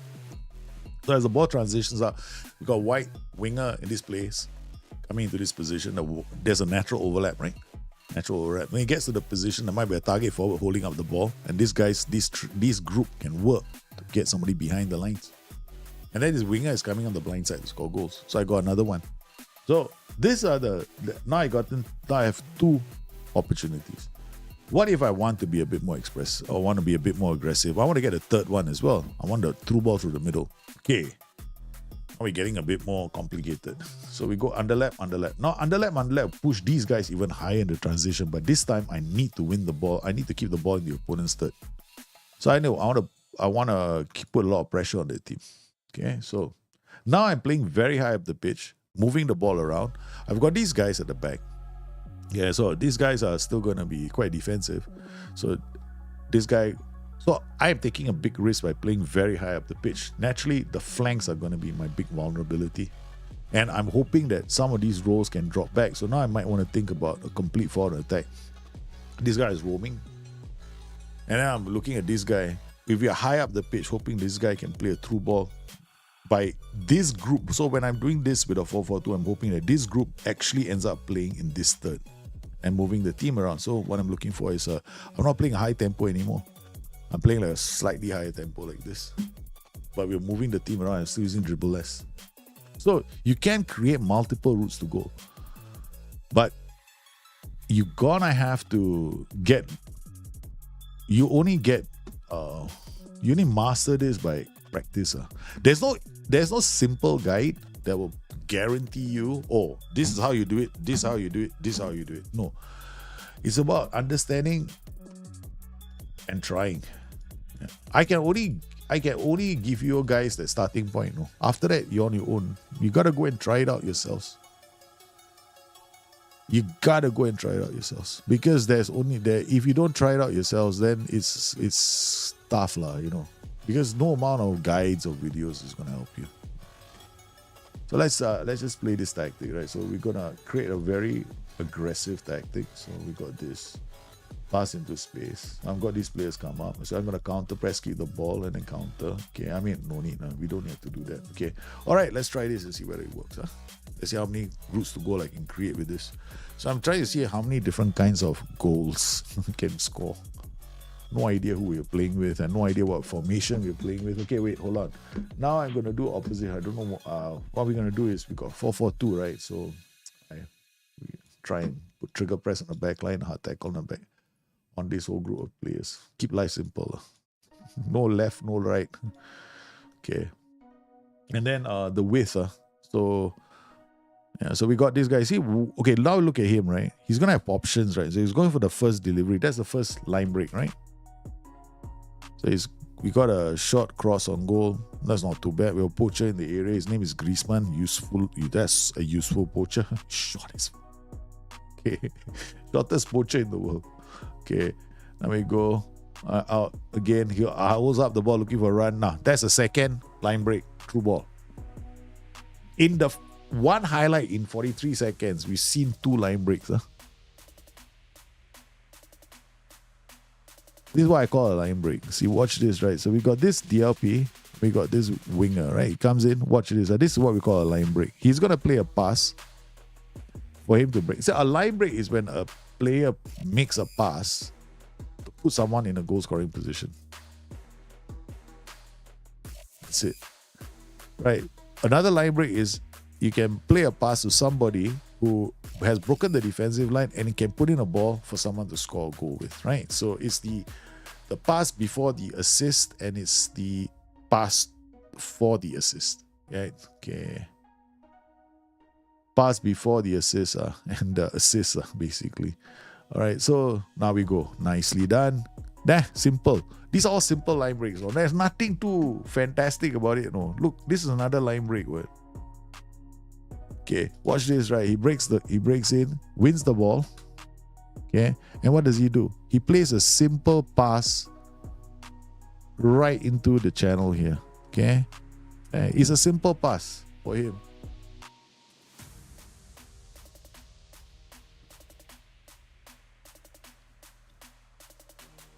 Okay, what else we can? So, I mean, like when you create, the challenge in all these tactics has always been, right? How do I identify what a line break is? You know, as long as you have roles and you're thinking about your roles and duties, that's what you want to do. So we have already 3 different line breaks in the first 3 minutes.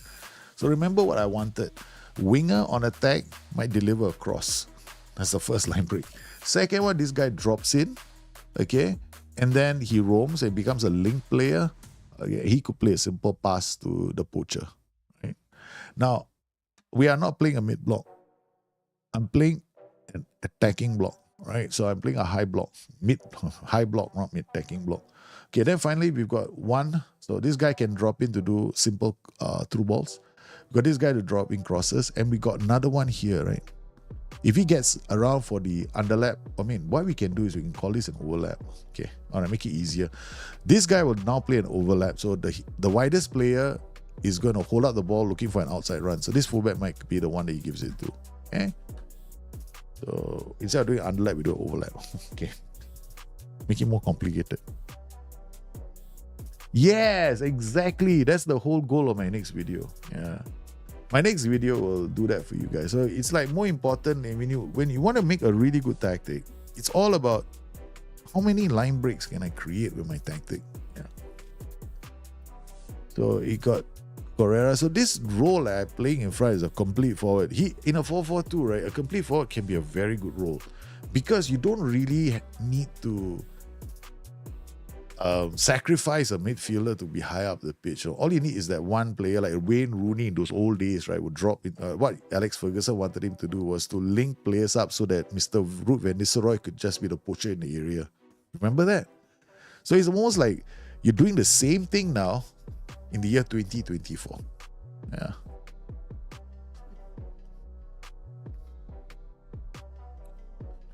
And Wayne Rooney might recognize this as the role he was asked to play. I remembered when Ruud van Nistelrooy came to the club. It was quite interesting watching United play those days. They actually played a variety of a 4-4-2. They also played a 4-2-3-1. Yeah. So we've got the 2 strikers working together to score a goal. It's a low risk tactic, no? This is what I call a low risk 4-4-2. But it's got enough line breaks in it for me to go, okay, fine. I can play high up the pitch. I'm not overcommitting my players. Look at that. We got fullbacks. Keep it simple. If we lose the ball, I've got fullbacks at the back, right? My defensive line is not too higher defensive line. I only the trigger press is much more often. Why did I go all the way? I'm not using a DM. That's why. because the lines don't have a DM or an AM. When I have like DMs in my line, right, that's when I'm very careful with the trigger press instruction. So even though we don't have a lot of possession, we aren't the ones struggling. The ball winning midfielder is one very good role because he is a front foot ball winner. What I mean by that is wherever you play the role, right, he's always going to be high. He's always going to start. He's got a large radius for winning the ball. So he can actually start before he can win the ball and then play back to the DLP. So we're going to have to take him off and put this guy on.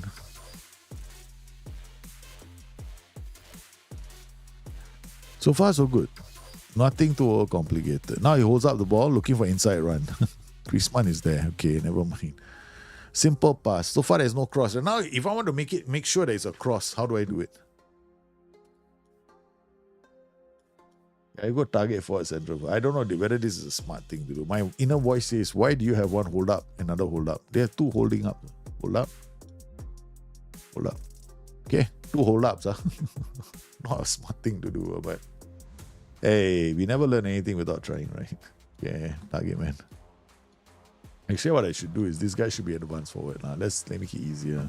Okay, all right. Now we got target for advanced forward. So what has happened now? Simple. Now I change the kind of line breaks I can have with roles. See, the first kind of line break is when you're imagining, okay, this guy gets in this position, that guy gets in this position, done, right? Okay, that's simple enough, okay? Then you're thinking, okay, another kind of line break I can do is with roles, right? So now you got target forward and an advanced forward. Now what I can do is I can cross the ball to the target forward. That's it. Because the focal point of attacks with an advanced forward is to get the ball quickly up the pitch. But hey, we also have a target forward, so the players might look at the target forward as a passing option. So that's another form of line break.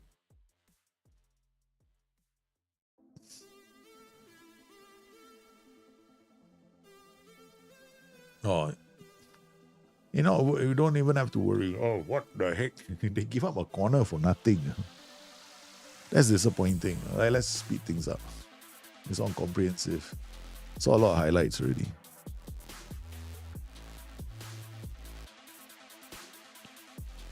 So they clear the ball and see what we do. Boom. Okay, our target forward happens to be Griezmann. Oh, wait, hang on a minute. Sorry. All short players. Short players. Okay, Morata, are you here? Do we have anybody here who can be a Marco Polo? Marco Polo is 13. Morata is showing up now. Okay, we put Morata up. I just realized Griezmann is short. Both AF and target for focus play. No. Yeah. I won't say focus play. I mean, like, the advanced forward is a focal point of attacks. So the match engine recognizes that. So during transition, sometimes the ball happens to go up the pitch even faster when using that role. And then we use a target forward. The game does recognize the target forward. So sometimes the DLP will play a ball to the target forward for early break if it's available. And you can also set crossing direction and aim for the target man.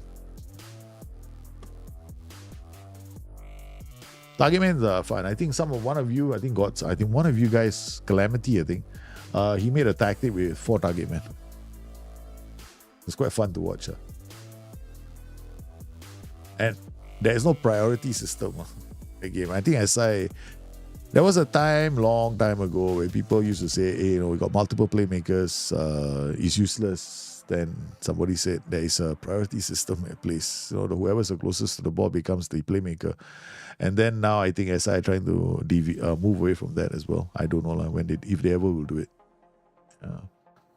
The good thing about playing with all these target men, and when you have a target man and advanced forward, it can become a focal point for your attack. So when you players get the ball, right, the transitions might be faster with an advanced forward. So sometimes if you are playing a game and, oh my God, the ball is going up too fast, change the role first. Yeah, change the role from advanced forward to something else. This is another way to create a line break just by looking at roles.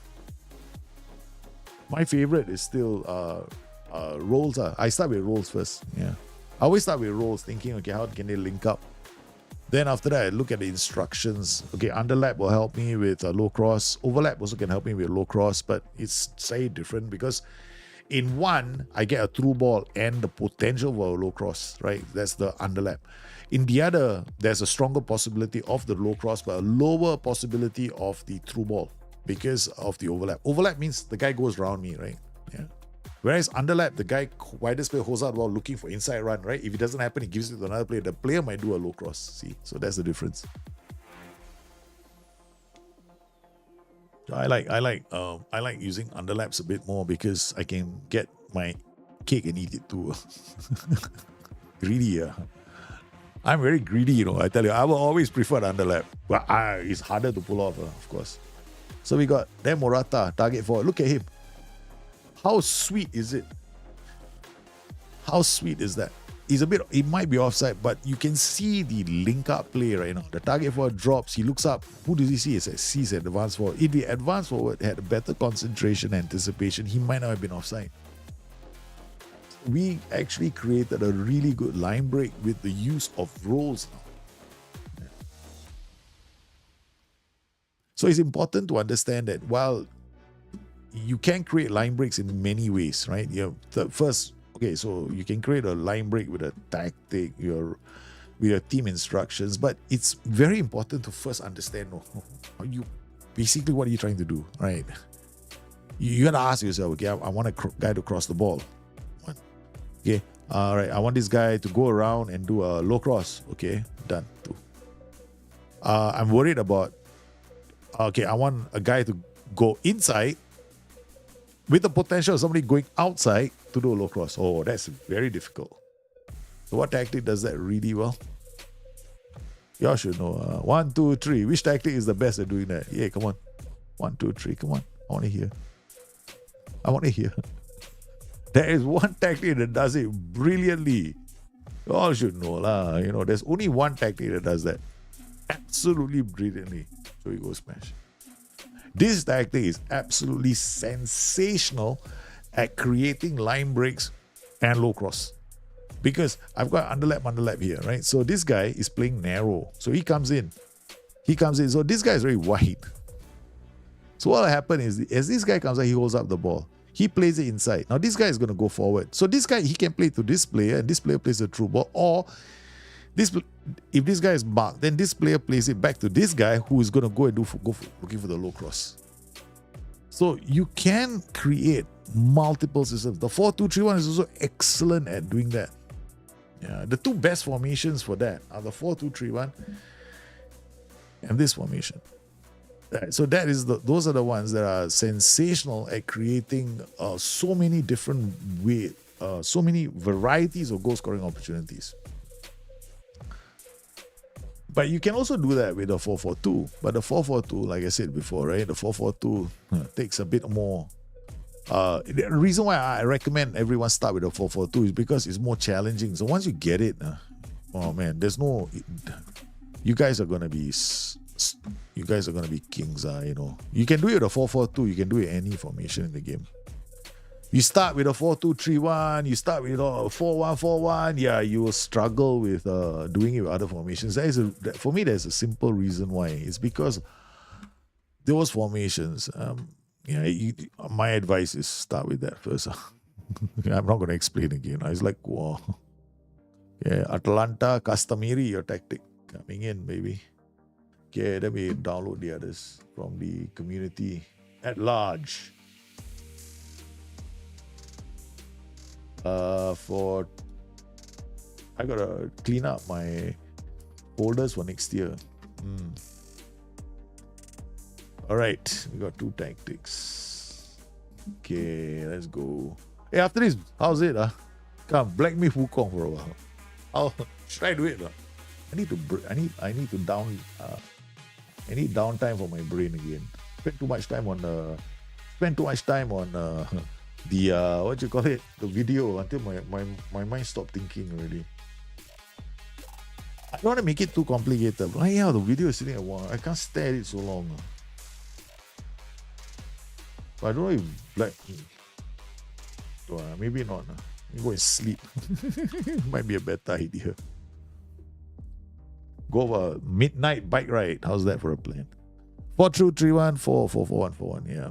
Those are the best at creating line breaks.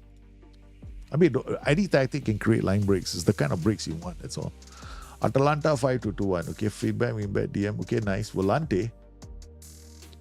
Okay, Volante is risky, but you got a DMP. Okay, the reason why this is risky is when he goes up, right?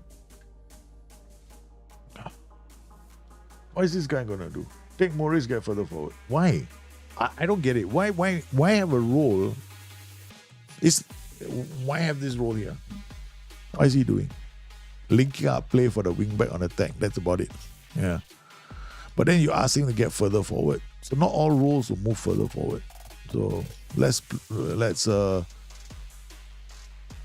this tactic and see how it plays. Okay, first 45 minutes before I make any changes. Okay, quick pick. Okay, all right. We got Griezmann, so he's pretty attacking by nature. So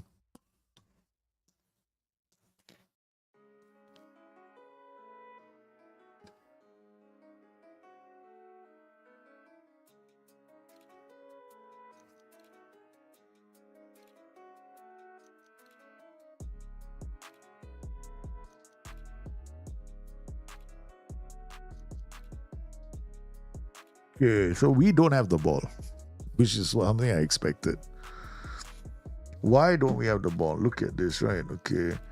Higher defensive line, prevent shot go pit, probably not a good idea. Counter press to win the ball back. Low cross, you're trying to get your team to play really high at the pitch. They lose possession of the ball, it's your toast. Yeah, I would never play low cross.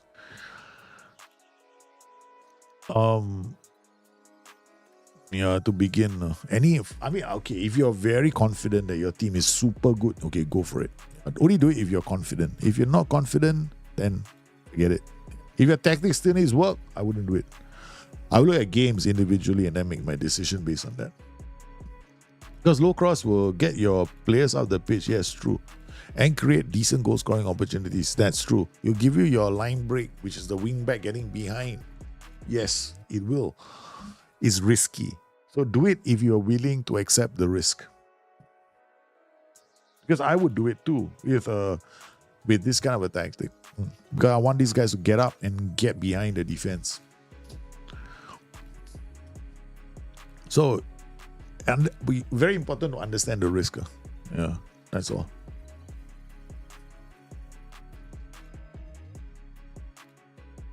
Griezmann to Witzel.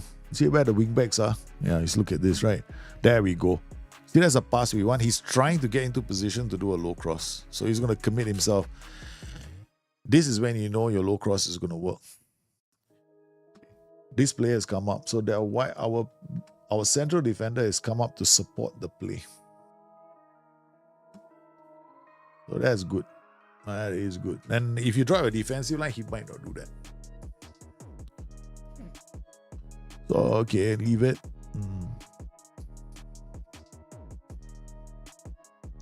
Do you always need to play with trap inside? No. In fact, in this tactic, I probably wouldn't touch a trap inside because of the volante. Because the volante is there, no, I will probably not play a trap inside because I don't know. I'm a bit worried about him being in the right position to defend. Because a trap inside basically says, welcome to my parlor. Come in. Open the door. Come. So you come. You have to have the players in the defensive third to win the ball. What if the volante is the one opening the door, going come? Your defender is going to be looking at the volante, waiting to kill him. Yeah, so it's a good tactic. Yeah, you didn't mix it. Okay, very good. Beautiful. Then you're playing it brilliantly. I think I like this tactic. Yeah. Without the invite cross, without changes. Yep, nice. 5-2-2-1 is actually quite strong. AM is, remember your AM, right? Get further forward, not doing anything, right? I know I'm not a big fan of it, but without, it's a good role because then he doesn't go forward. The wing back that's coming up has got somebody to link up with. He's not a playmaker, so he doesn't try something funky. So I get why you chose that role. It's simple. So it really will depend on the player you have in that position. The reason why I sometimes go like, why is because the price is high. You know, you need to know that the player that can pull it off. Even if you know that the player can pull it off, go for it. Yeah. Because then he's just a link player. No. I wouldn't use stay wider. Yeah. I don't use stay wider, man. No. Don't leave it him where he is. Yeah. Because all these instructions or stay wider will affect your attacking and defensive transition. So I wouldn't do it. I never like to put stay wider, sit narrower, unless I'm absolutely sure that it doesn't affect the defensive transition. So I'm not doing anything. Customer, you're on track. No, I haven't touched the tactic. Okay, I've not touched this tactic. You know what that means, right? I have not touched the tactic at all.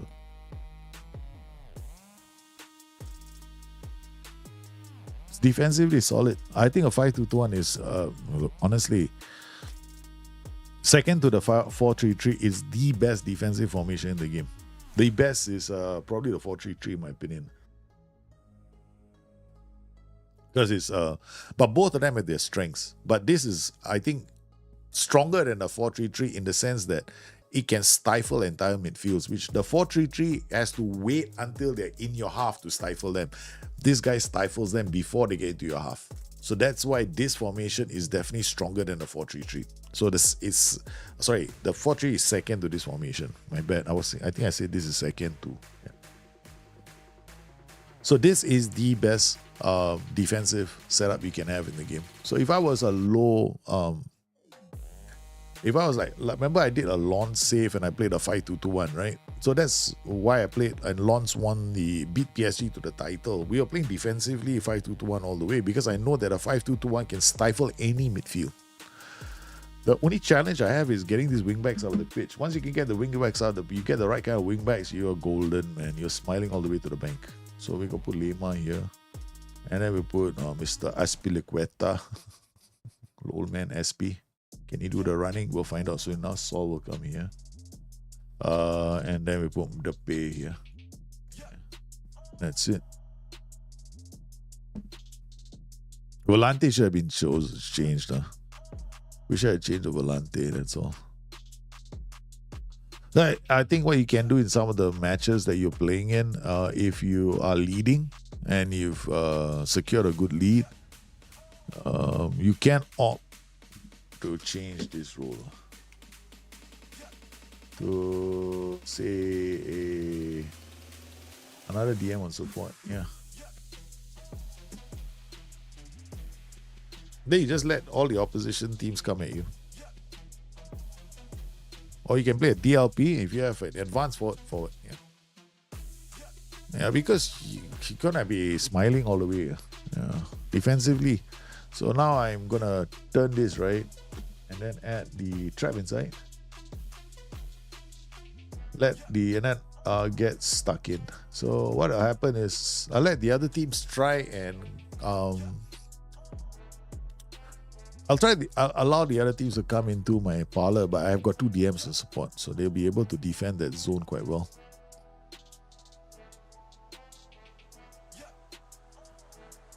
Yeah, I only force them wide. No, force them narrow, not wide. This tactic, OIs, 5-2-1 OIs is going to be, if you're planning the trap inside, then I would bring them inside. Otherwise, I wouldn't apply, if you don't want to, if you don't want to employ the trap, right? If you don't want to employ the trap, then what you do is tell the wingbacks to stay wide. Yes, correct.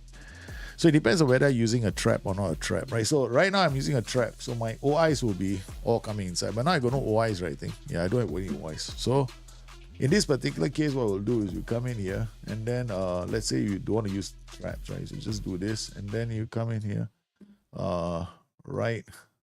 Problem right now, if I do that, they will find these guys. Right. So we just let them deliver crosses. Yeah. See whether they can against our team. But you're playing to their strengths because they got 2 players on each side. So I probably would yeah, I could, I guess, because because they're depending on those guys. But you see, the highlight changed, right, when I did that. I was right. I mean, my inner voice is saying don't do that because you're allowing them to play to their strengths. So they would deliver crosses. I would only do that if their guy in the center is terrible in the air. Yeah.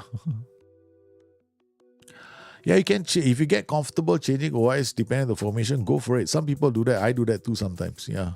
I would definitely look at the formation before I decide my OI. I don't go in there and this is the OI I'm using permanently. No. I'm like you. Yeah. I think you guys have seen me change my OIs depending on the formation. That's how I play, actually. But everybody seems to think there's a specific OI set for this tactic. And I'm like, not all the time. Yeah. It depends on the formation that I play against. So if I play against another formation that is playing narrow, like you see what has happened, right? Those wingers go into the play and they were able to score the goal. You see, here we got one.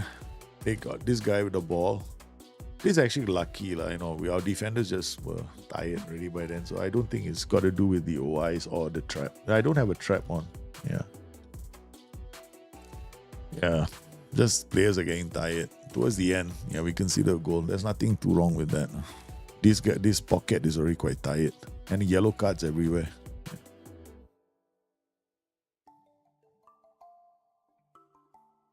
Yeah, it's okay. It's nice. I like your tactic. It's a very nice tactic. Keep it up, man. This is one of the better tactics we've got today. Didn't have much to do except watch the game and then suggest a change for you if you're playing certain games. Yeah, very nice. Tactic. Save. Hey, no. Stay safe.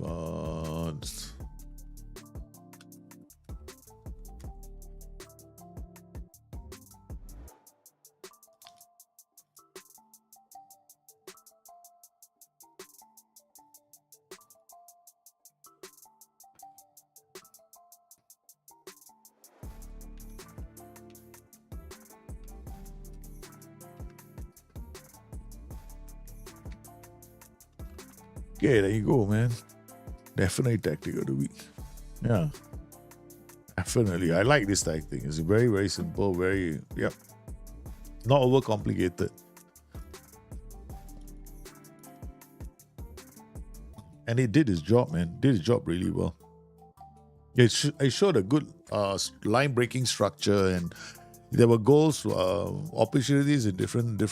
There were different ways in which you broke a team down. Yes, espresso your tactic. Or rather, someone's tactic called espresso. Okay. Complete for winger support, DLP, very nice. Oh, except for this part. Okay. Inverted wingback and DLP, too creative on this side. And then winger, yeah, I guess you'll be able to defend well, but this a trap outside? Nah. Inverted wingback will keep running back to this position and try and win the ball. It might be okay if we had an inverted with fullback on defense here too. Yeah. Plus, why would you want to do a trap inside when your numbers are here? So I wouldn't play a trap inside when your principal DM is here.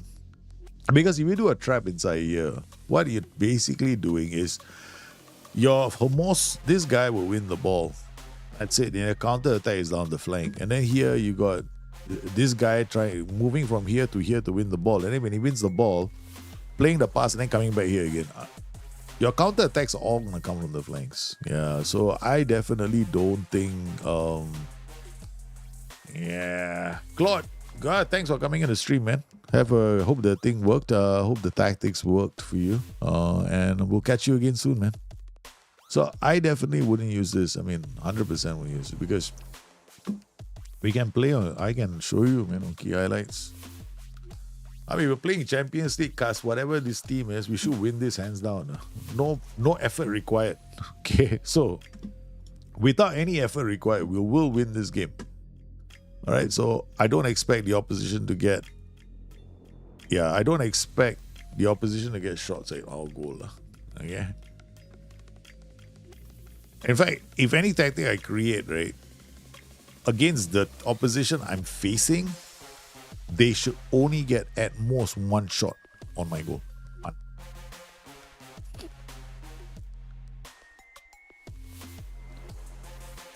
Because while it's important for us to look at how we're going to create our chances, we also got to look at the instructions themselves, like the trap instructions. When is it a good idea? The trap inside only kicks in your defensive third when you don't have the ball. So the inverted wingback is going to have to get back into the fullback's position to defend the ball. That's a lot of tracking he has to do. So I would be careful. I'll be very careful. Yeah. When you lose the ball, that's all. Because a better side could give you a world of hurt. Especially a side that's playing 4-2-3-1 or any system with wingers. Yeah, that zone is going to be a problem for you. But I like the roles on the whole, man. The only role I probably would change is the inverted wingback to a inverted fullback on defense. Maybe change that role, or maybe even if you like the whole idea of him coming narrow, I'll play a fullback on attack, sit narrower. How many players called Murillo had Forrest on the pitch last night? I think 3. Yeah. I think there were 3 Murillos on the pitch yesterday. Yeah. Yeah, they got a Murillo, and there's a Murillo midfielder that is it defender or midfielder from Nottingham Forest that Liverpool won? Yeah. Apparently, yeah. See what we got? We got the trap. Is it working? Remember, the trap is you want them to play there. Yeah. So that's the other thing about the trap. So you kind of like the thing about traps is this: I have never liked trap outside unless I'm trying to create chances down the flanks. Yeah. Oh, this is AC Milan, I think. Sorry, this is not some pussyfoot team, no. This is a good team, no. Is it AC Milan? Yeah, man. Atletico Madrid against AC Milan. This is a team we're gonna they're gonna find out if we're gonna struggle. I'm not making changes to this. Like, we just gonna watch this game. Yeah, I just want Murillo. Come on, that was failure. They should have I think they have 3 in the squad. Yeah. They have 3. They should be playing all 3. I think they did that because to keep the commentators happy. Morata with the ball. Griezmann gets away. To Cook. And then Griezmann. Oh, far side. Come on. Shoots. Not a problem. So there was only 1 Murillo last night. So I'm very disappointed. So are Liverpool gonna? I only thing is right. I know the rumor has it Man City are gonna go into the market to sign somebody. Yeah, okay, all right. So is Liverpool hoping Liverpool go out and sign? But I've come to the conclusion that Liverpool will never sign someone in the. I think it's a policy. Yeah, they never sign someone in the break. They never have. No, I think the last time they did that was when Kenny Dalglish was managing the club. Yeah. That's, I think, the last one they did it. No? Because Kenny Dalglish is and that, I think that was even before we had FSG. Ever since we have FSG, what cherry transfer windows have we got, man?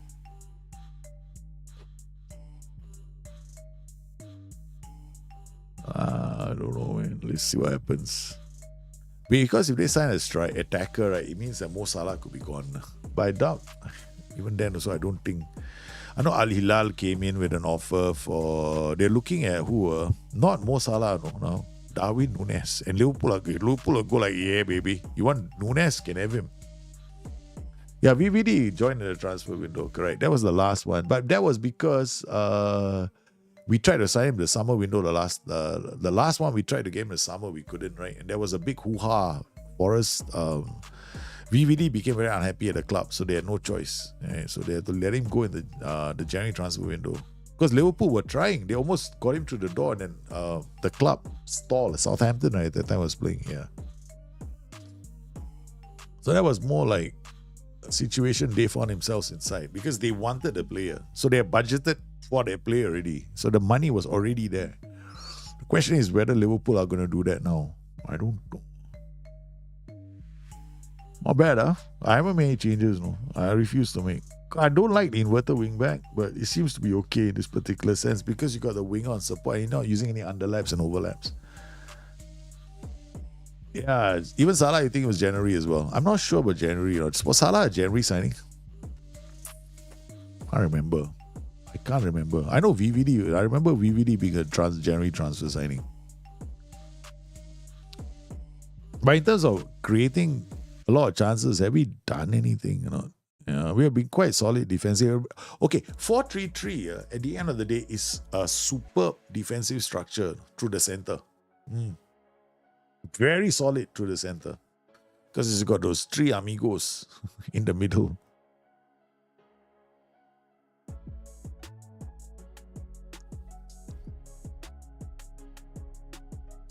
So now when you trap a team outside, they're going to deliver balls into the area. So you're going to have to defend against the cross. That's the only downside with the trap inside. Okay, so you're going to see a lot of those like crosses. So your players better deliver the cross. Defend the cross. That's all. Hey, Derek. Gakpo as well. Cody Gakpo is a January transfer window. Yeah, now we think about it. Liverpool have signed a few. Yeah. Let's see, whether we do. That is hope. I was like thinking to myself, they won't, but I'm sure they will to back the Arne Slot. Because Arne Slot he needs the players, man. Otherwise, he's gonna have we already seeing some indications that Liverpool might struggle. Yeah, winger. See, the reason why it's working so well is inverted wingback.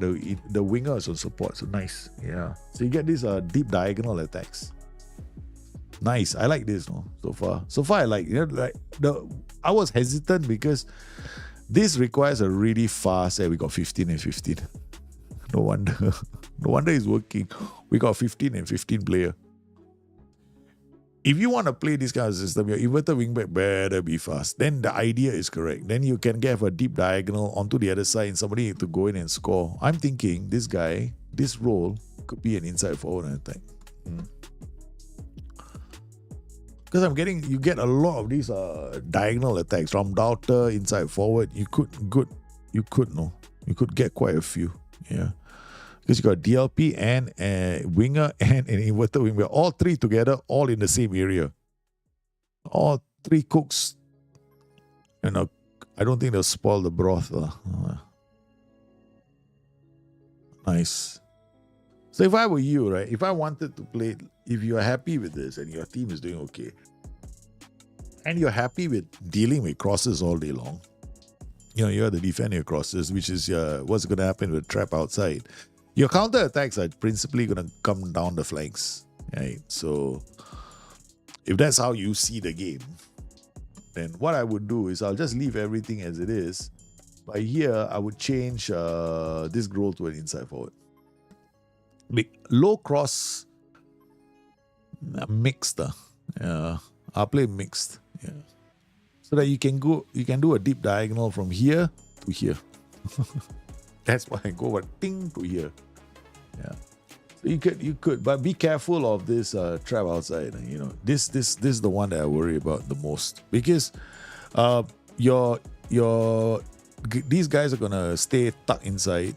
These guys are gonna come back and help you defend, but you're drawing the team into this. They're always gonna get. You're not giving them any space in the center. They're all coming here, so you wanna make sure that these players all have aggression. Yeah. That's it, and you'll be fine. It's not a bad tactic, but I will be careful. Yeah, with the players that are playing there. You need play with very good acceleration for the inverted wingback slot. Yeah, that's my advice. Yeah. Go get yourself somebody who is a fast pussycat. Testing still. Another tactic just came in. So let's look at this tactic. This time we'll talk about the tactic. Okay, where's the testing still? Yeah, okay. Or just play the tactic. If you're testing, okay, guys, it's not gonna help if you have this notion in your head and you're like going, what about this tactic? Will it work? Do you have to try it? The only way to learn in this game is to try it. So you gotta put the tactics. You gotta look at the tactic and how it plays. Otherwise, you're gonna have me explaining, and then sometimes I pick the tactics and I won't. Yeah, How many hours have FM have you played? Just watch a video where he has tips for someone who played game with over 11,000 hours. Where he has tips for someone who played a game with... The guy has played 11,000 hours on Football Manager. Wait, the dude had played 11,000 hours on football. He left the computer running since the day one. The only way that happens is somebody goes to work and comes back and left the game running. Yeah, I can do that too. I switch on my computer. You know what I mean? Yeah, I can get 11,000 hours too. I just leave FM on and go to sleep, leave it on, and it'll be running in the background. But yeah. Yeah,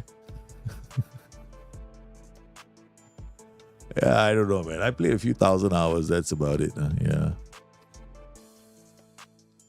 It's just a few thousand hours. If you play the game of FM for 11,000 hours and you still need help,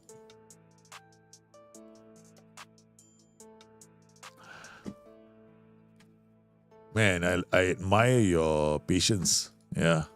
Respect, man. Respect your drive and commitment to the game.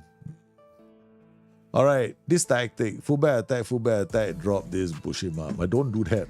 Don't put somebody there and hope that he'll help you defend. Just play this guy here or play both these guys here.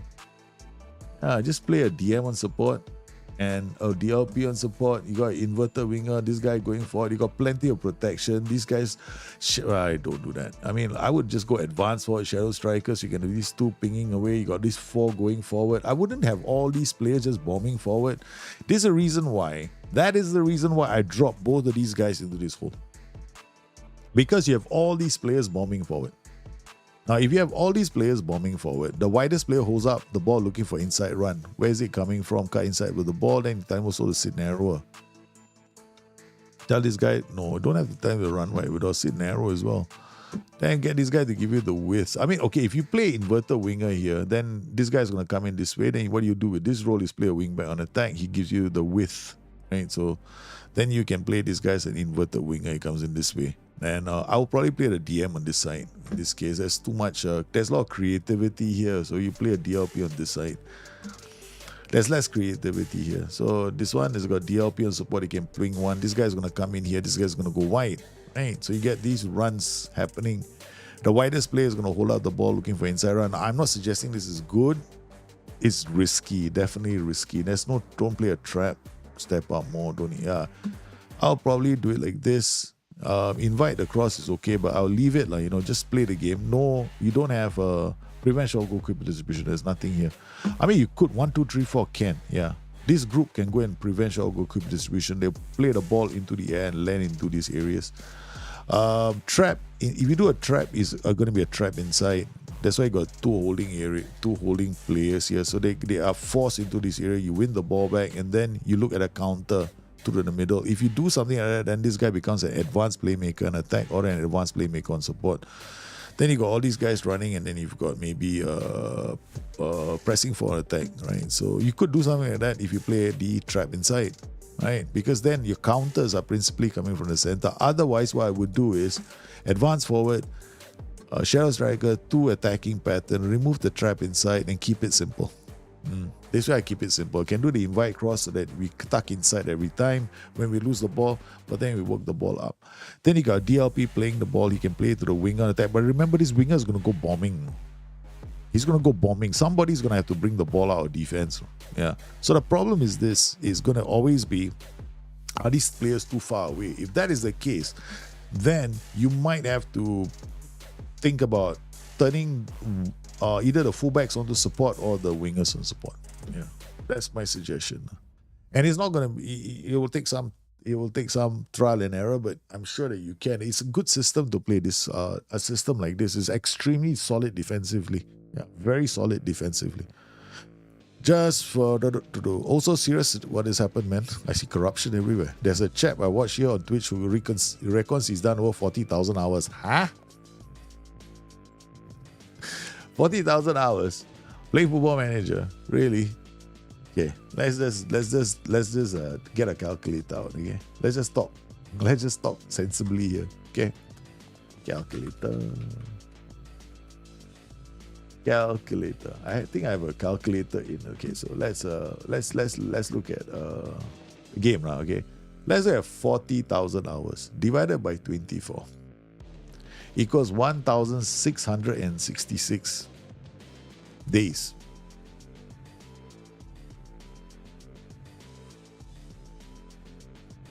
$4.5 years. One version of Football Manager. How is that possible, man? The game has only been out a year.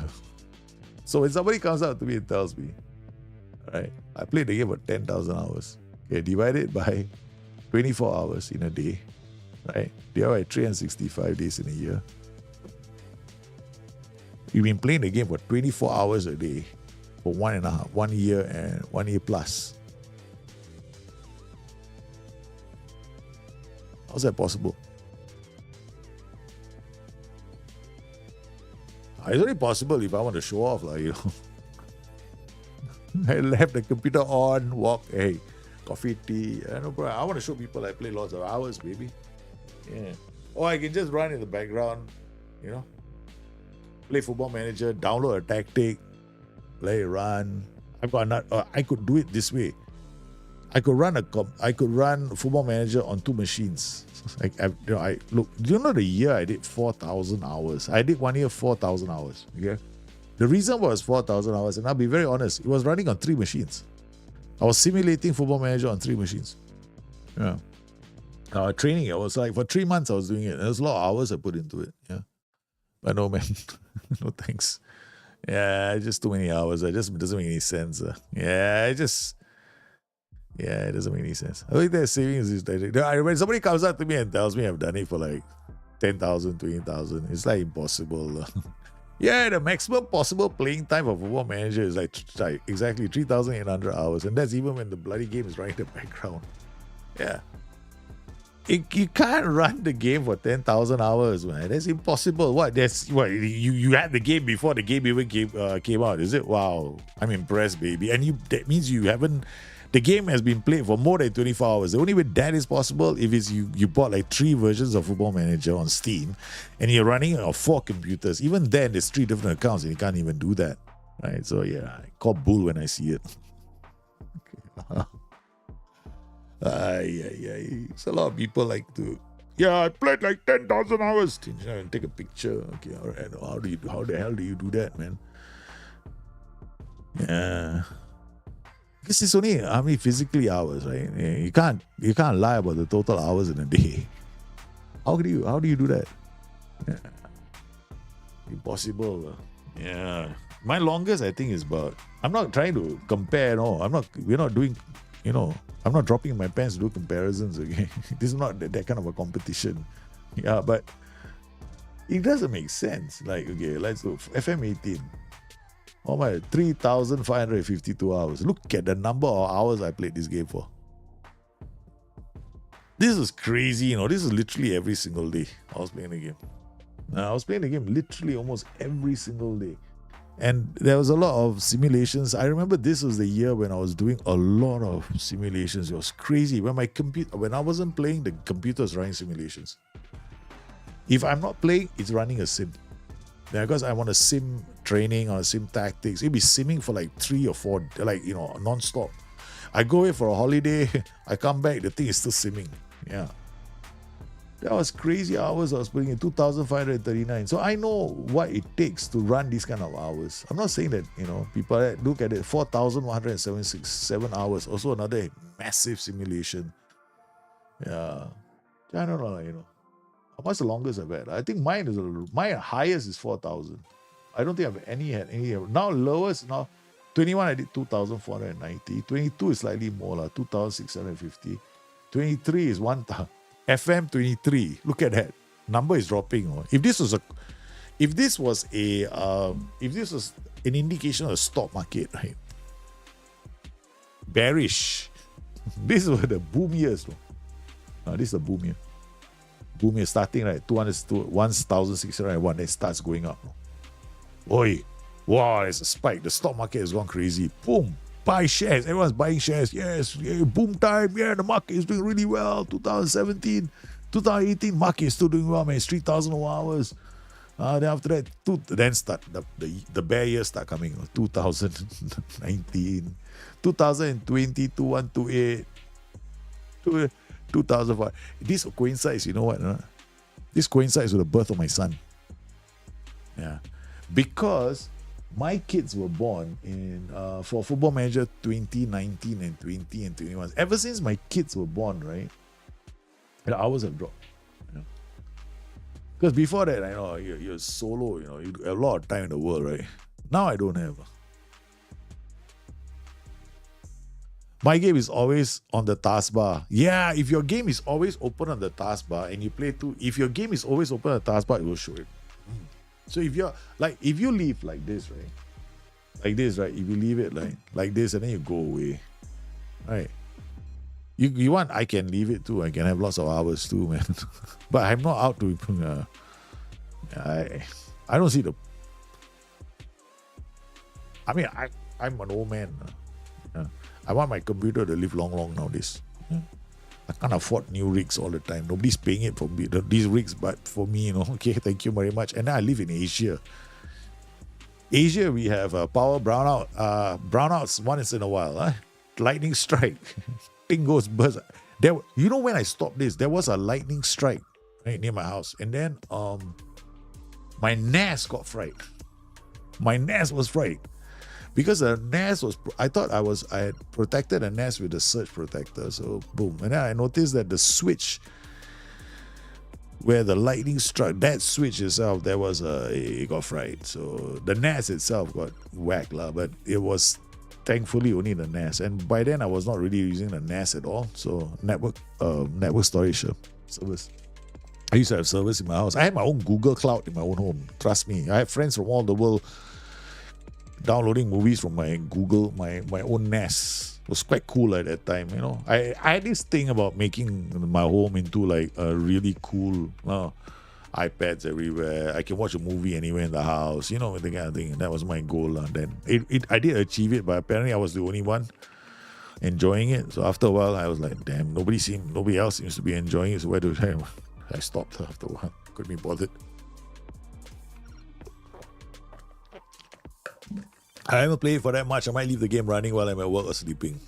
Same, I usually leave the game running while sleeping. Yeah, exactly. So that's the reason why you get all those numbers. Yeah. So when somebody says, I've got 10,000 hours on Football Manager, I'm like going, wow, dude, you don't sleep. How many years have you not slept? So it's the only way you can get 10,000 hours or any incredible number like that is by leaving the game open on your taskbar. And then you come back. And yeah, it will happen. It can happen when people are doing simulations. Normal, it can be a lot of simulations, baby. Yeah. But yeah, okay, so I think it's time we called the stream. What we will do is we go raid someone. Okay. Now, I might be back later or I might not. Yeah. It depends on what we are doing.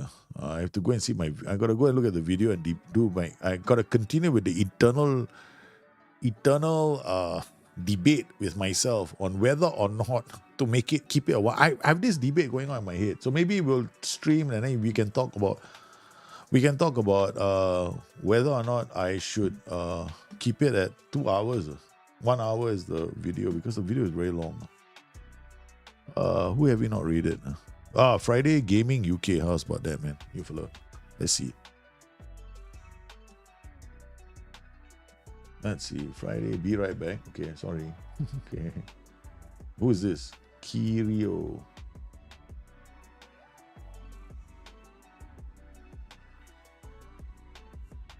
He's looking at the screen. What to do? We go rate him. He's like hoping somebody's gonna come in. Rate Kirio. Alright, so we're gonna go rate Kirio with all of you guys. You can drop in and then you know what you do, right? I'll show you. Just stick in. Okay. No, I can't do that on my own channel. No. Please, sometimes I surprise myself. Okay. Alright, let's go.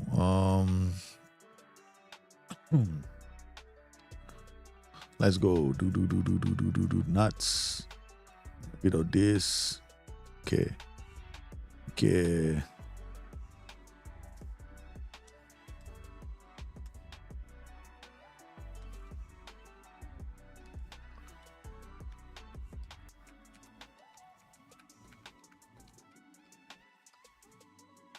Okay, let's bust some nuts. Okay. So we go in and then copy and paste that and then say hello to him. Okay. All right, guys. I want to thank all of you for coming into this stream. You've been absolutely sensational. Let's go rate Kirio. I shall see you guys tomorrow. Take care. Be good. Be polite. Be nice. Don't be mean later.